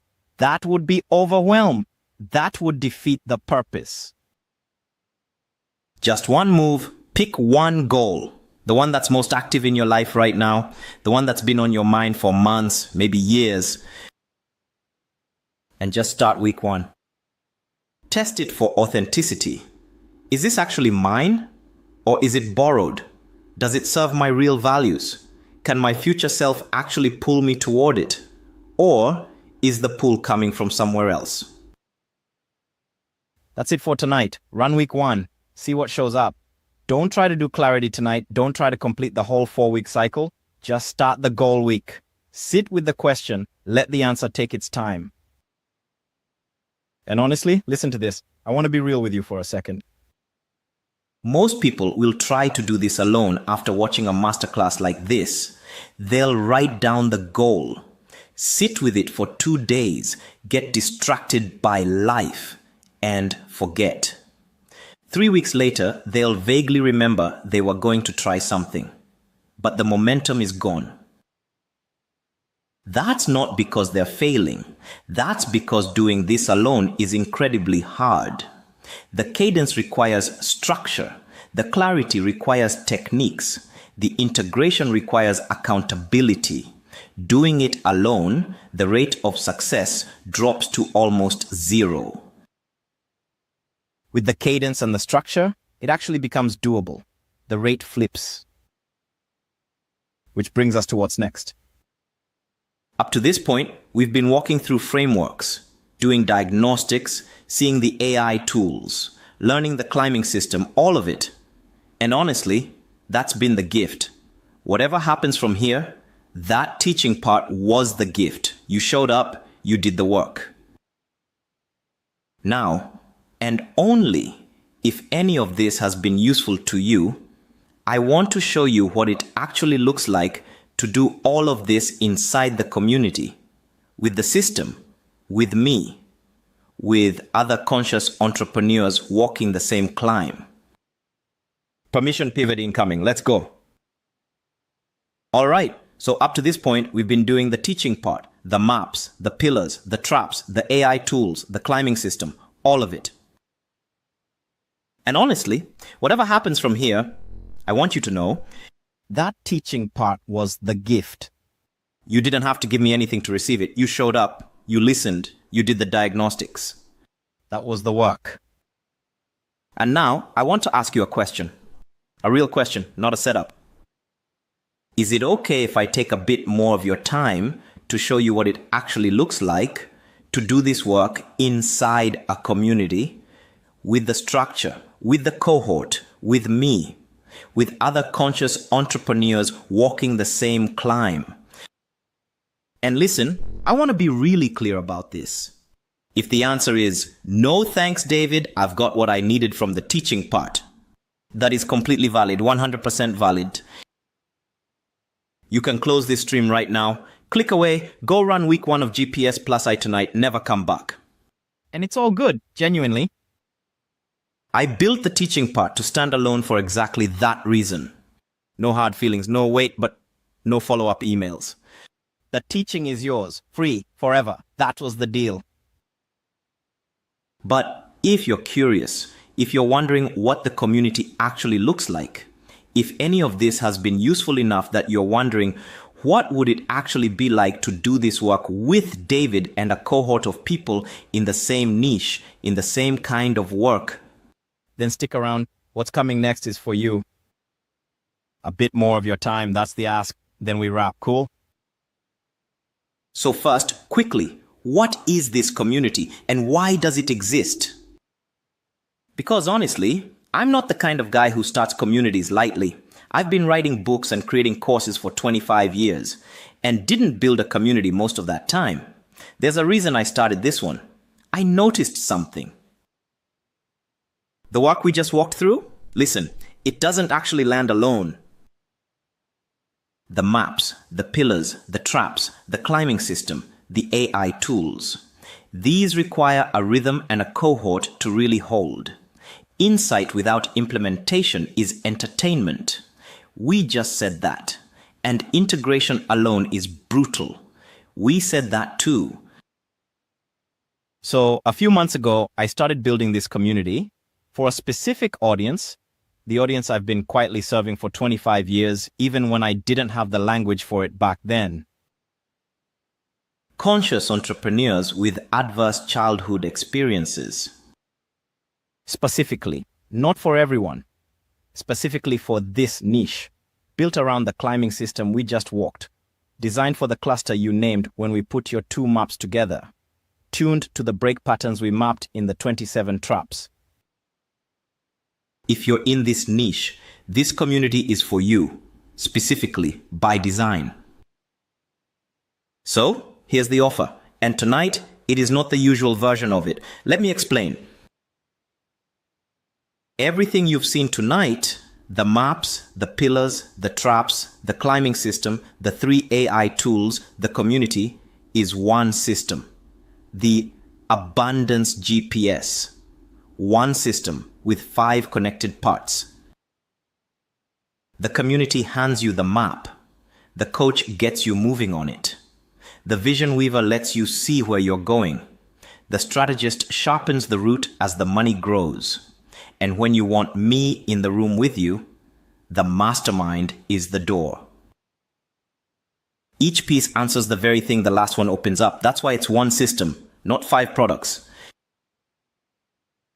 And right now, for the first time and the only time, that system is in its founding window.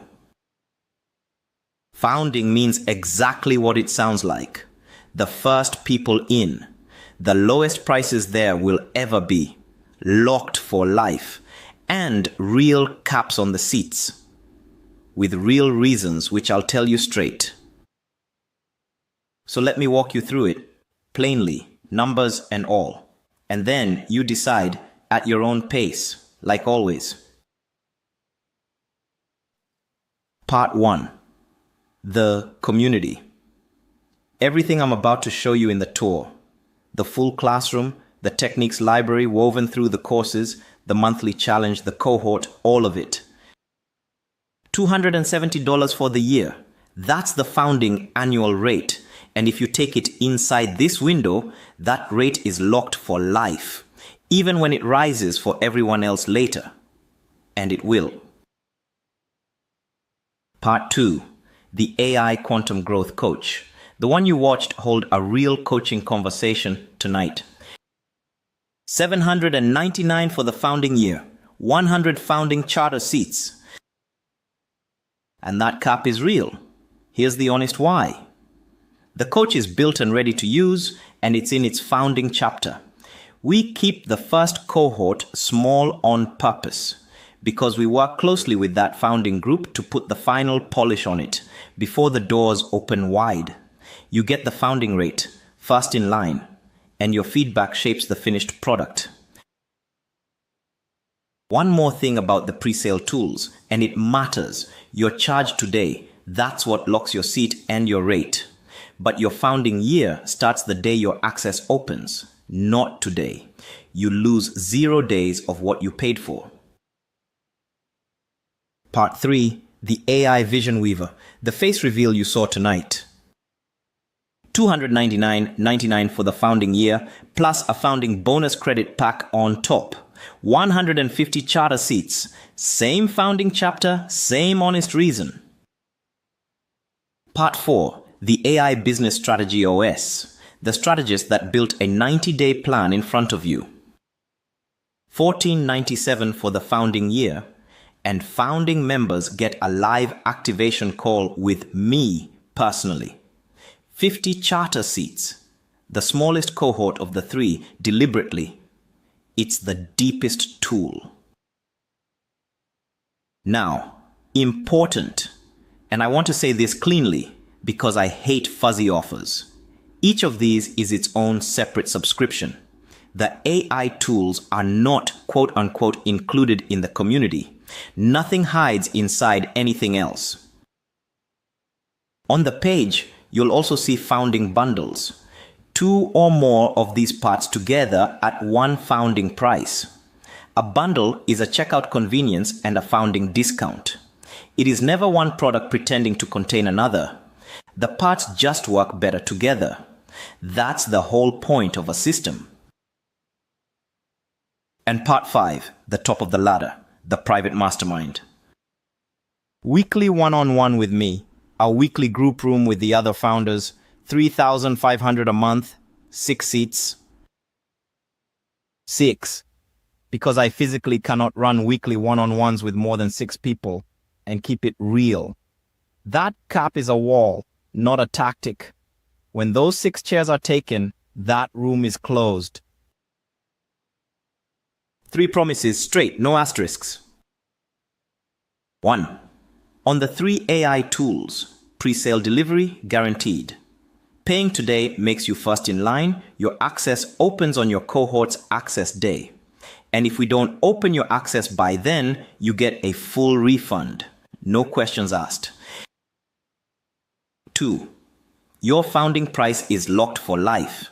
The rate you lock tonight is yours for as long as you stay, even when the price rises for everyone else.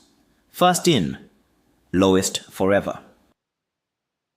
3. Cancel anytime. Every part of this is a subscription you can cancel in one click. The community, each tool, even the mastermind. No contracts, no minimums, no retention calls. Cancel and the next charge simply doesn't post. And here's what we never promise. an income result. You've heard me say it all night. This work releases brakes. What you build once the brakes are off, that part is yours. Now the window itself. Honestly, because that's the only way I do this. The founding window closes Sunday night, 11:59 Brisbane time. After it closes, prices step up. That's the design, and it's honest. The people who move first get the floor. We never reset a founding deal. Ever. And when a cap hits 0, it closes and stays closed. No quiet extra seats. No fake sellouts either. The counters on the page read real data, and the only timer anywhere is the real one. If tonight's not your moment, that is genuinely fine. The free tier stays free. The teaching stays yours. But if you've been waiting for a floor to stand on, this is the floor. One door for all of it. Go.miracles for .me/get GET. Everything is on that one page. The 5 parts, the founding bundles, the live seat counters, the guarantees written down in full. If you're heading there right now, type the word MAP in the chat as you go. I love watching that. And then come back, because before we wrap tonight, I want to walk you inside the community so you can see with your own eyes what you'd be stepping into. All right, let me actually show you, because honestly, words only go so far. Let's go. First thing to know, school has a free tier. Listen. So you don't have to commit to $27 a month just to look around. You can join the free tier, 0 cost, get a feel for the community, see the structure, watch some of the conversations, decide whether you want to upgrade. On the free tier, you can see the community feed. You can see what members are working on. You can see the structure of the classroom even if you can't access most of the courses themselves. You can feel whether this place fits you. Energetically, culturally, vibe-wise, before you commit to anything, commit to. And then, when you're ready, if you're ready, you upgrade to $27 a month for the full access. One click, no application, no sales call. That's where the actual work happens. But you don't have to start there. The free tier is the door. Walk in, look around, no pressure. All right, let me walk you through the classroom. This is the paid tier. What you get for the $27 a month. Watch this. The courses are organized by the 3 pillars we covered. Economic machine on one side, mind and heart in the middle, spirit and flow on the other. Let me zoom into one. Mind and heart. Pillar 2. Look at the specificity of these mini courses. Watch. End self-sabotage in 14 days. Heal your inner child in 21 days. The 9 levels of radical mindfulness. Map the ego's 22 tricks. Spot your inner critic in 7 days.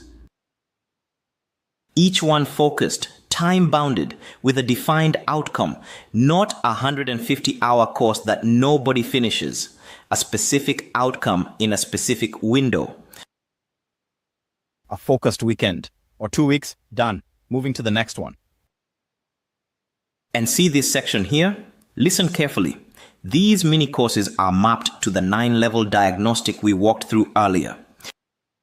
So, if you named level 4 of the mindfulness journey as your current location, the inner map, there are specific mini courses for the 4 to 5 gate. If you named outer level 3, there are specific mini courses for the 3 to 4 gate, calibrated to your coordinates. That's how the classroom is structured, not random, coordinate mapped. And inside each mini course, same structure every time. Watch. Typically 3 to 7 lessons per course. Each lesson 10 to 15 minutes, plus worksheets, plus downloads, plus reflection prompts. Sometimes audio versions for the lessons you want to do while walking. You can do a whole mini course in a focused weekend. Some you'd want to take a week with, some you'd want to revisit every few months as your coordinates change. Either way, defined, completable, with a clear outcome on the other side. Now, let me clear up something important about the AI tools. Pay attention to this distinction because the marketing world makes this kind of thing confusing, and I want to be radically clean about it. Inside School, you can see all three AI tools: the Business Strategy OS, the Quantum Growth Coach, which used to be called and is also still called the AI Voice Coach, and the Vision Weaver. All three show up right here inside the community from your dashboard. But listen, they are separate subscriptions. Each one has its own pricing separately from the $27 a month. The community membership doesn't bundle any AI tool. You can subscribe to one. You can subscribe to all three. You can subscribe to none. Up to you. Here's what it looks like once you've subscribed to one. Let me show you the Quantum Growth Coach, the one you can actually talk to, in voice mode while you drive, while you fold laundry, while you walk the dog, while you cook. Voice in, voice out, hands free, or you can type if you'd rather. Either way, trained on over 1,500 files of my work, knows all 324 plus techniques in the library, knows the 9-level maps, knows the 27 traps, knows the 6 layers, knows the GPS plus I cycle, knows the clarity method. All of it inside the coach. Available to you 24/7 once you're subscribed. 3 a.m. moment of doubt, coach is there. Pre-launch freeze at noon, coach is there. Wednesday afternoon stuck moment, coach is there. And here's what daily usage actually looks like. Watch the exchange. A member types or says out loud in voice mode, "I'm about to send a hard email. My body is freezing. What do I do right now?" Real question. Daily question. The coach pulls from the techniques library, recommends a specific 60-second nervous system reset by name, walks them through it step by step, then helps them draft the email itself if they want. That's daily usage, not big picture diagnosis. Daily, in the moment, an in-pocket co-pilot for whatever the next hard thing is. Same kind of thing for the other two tools. Each one calibrated for its own pillar. Each one a separate subscription if you want it. All right, the techniques library, 324 techniques and growing. You can search by symptom. Type "I freeze" before sending emails. Get the relevant techniques. Type "launch paralysis." Relevant techniques. Type "price raise body freeze." Specific techniques. All right, the monthly rhythm. This is where the cohort piece really shows up. Watch. The 4-day break-free challenge at the start of every month. Then the 4-week GPS plus eye deepening cycle that follows it. As a cohort. So you're not climbing alone. You're climbing with everyone else who's in the work that month. And the proof of that rhythm? It's all over the community wall. Let me show you. These, what you're seeing on screen, these are real wins. From real members, anonymized, with permission, recent. Notice the specificity. These aren't "I made 6 figures last month" brag posts. They're not Instagram screenshots. They're not curated for marketing. Look at them.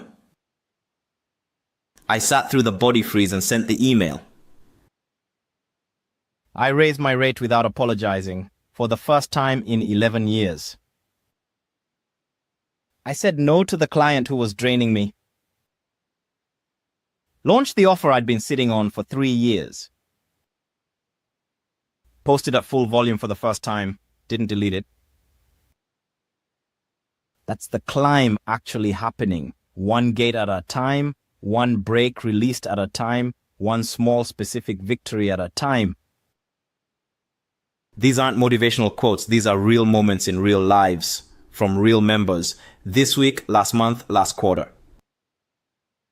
And there's a specific weekly rhythm I want to mention, Mega Tuesdays. Every Tuesday, the whole community posts about what they're working on that week.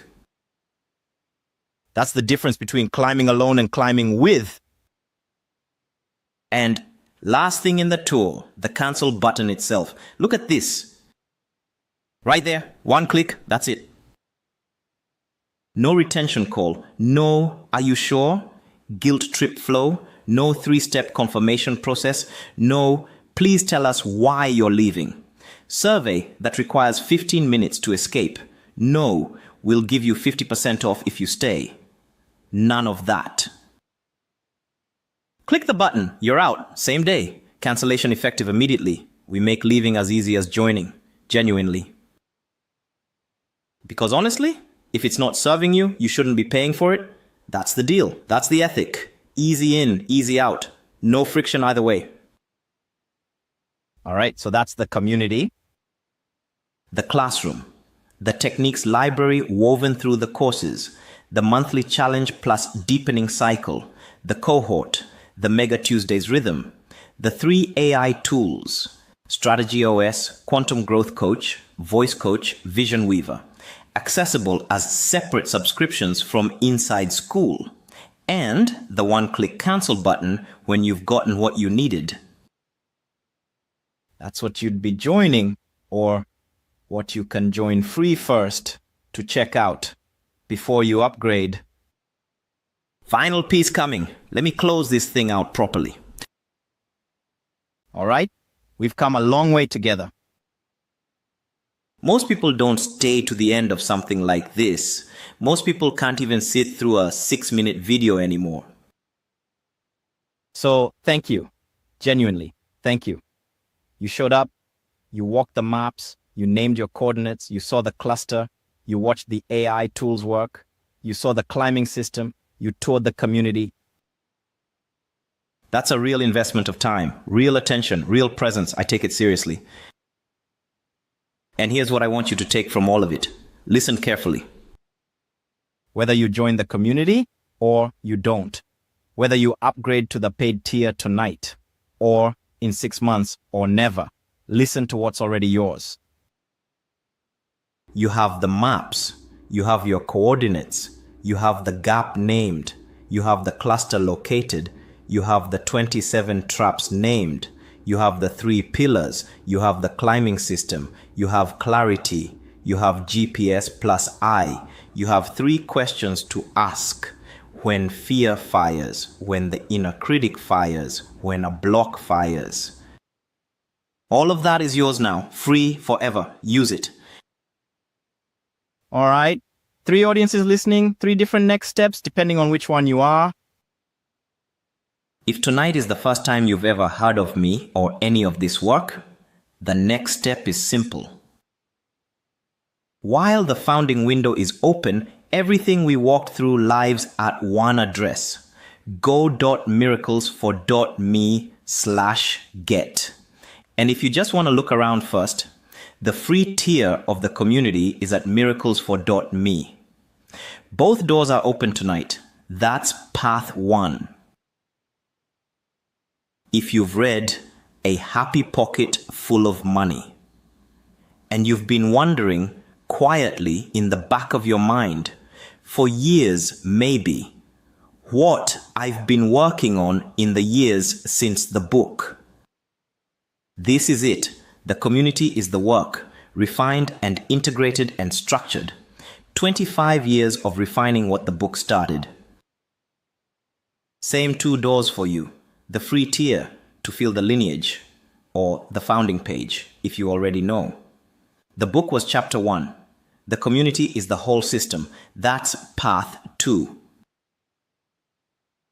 And if you're already inside the free tier, watching this stream right now, already part of the community, first, welcome again. Glad you're here. You already know what this place feels like. Tonight, the founding window is simply your moment to claim the full version of it. The whole classroom, the cohort, the founding rate locked for as long as you stay.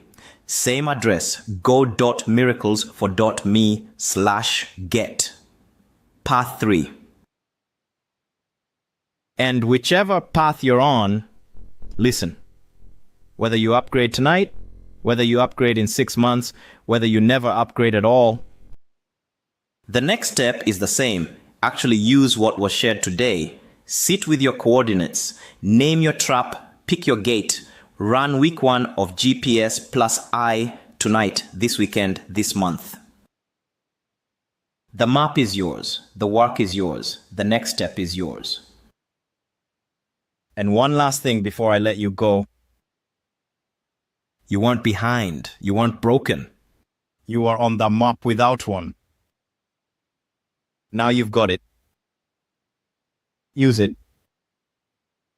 Thank you for staying with me through all of this, genuinely.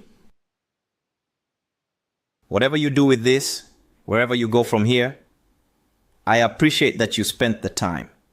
That's not nothing in 2026. Attention is currency now. You spent yours here. I take that seriously. And if you do head to the community, miracles for .me, I'll see you in there. The work continues. The climb continues. One gate at a time. One break released at a time. With a cohort, ideally. But always at your own pace. All right. That's the masterclass. I'm David Cameron Gikandi. Go close the gap.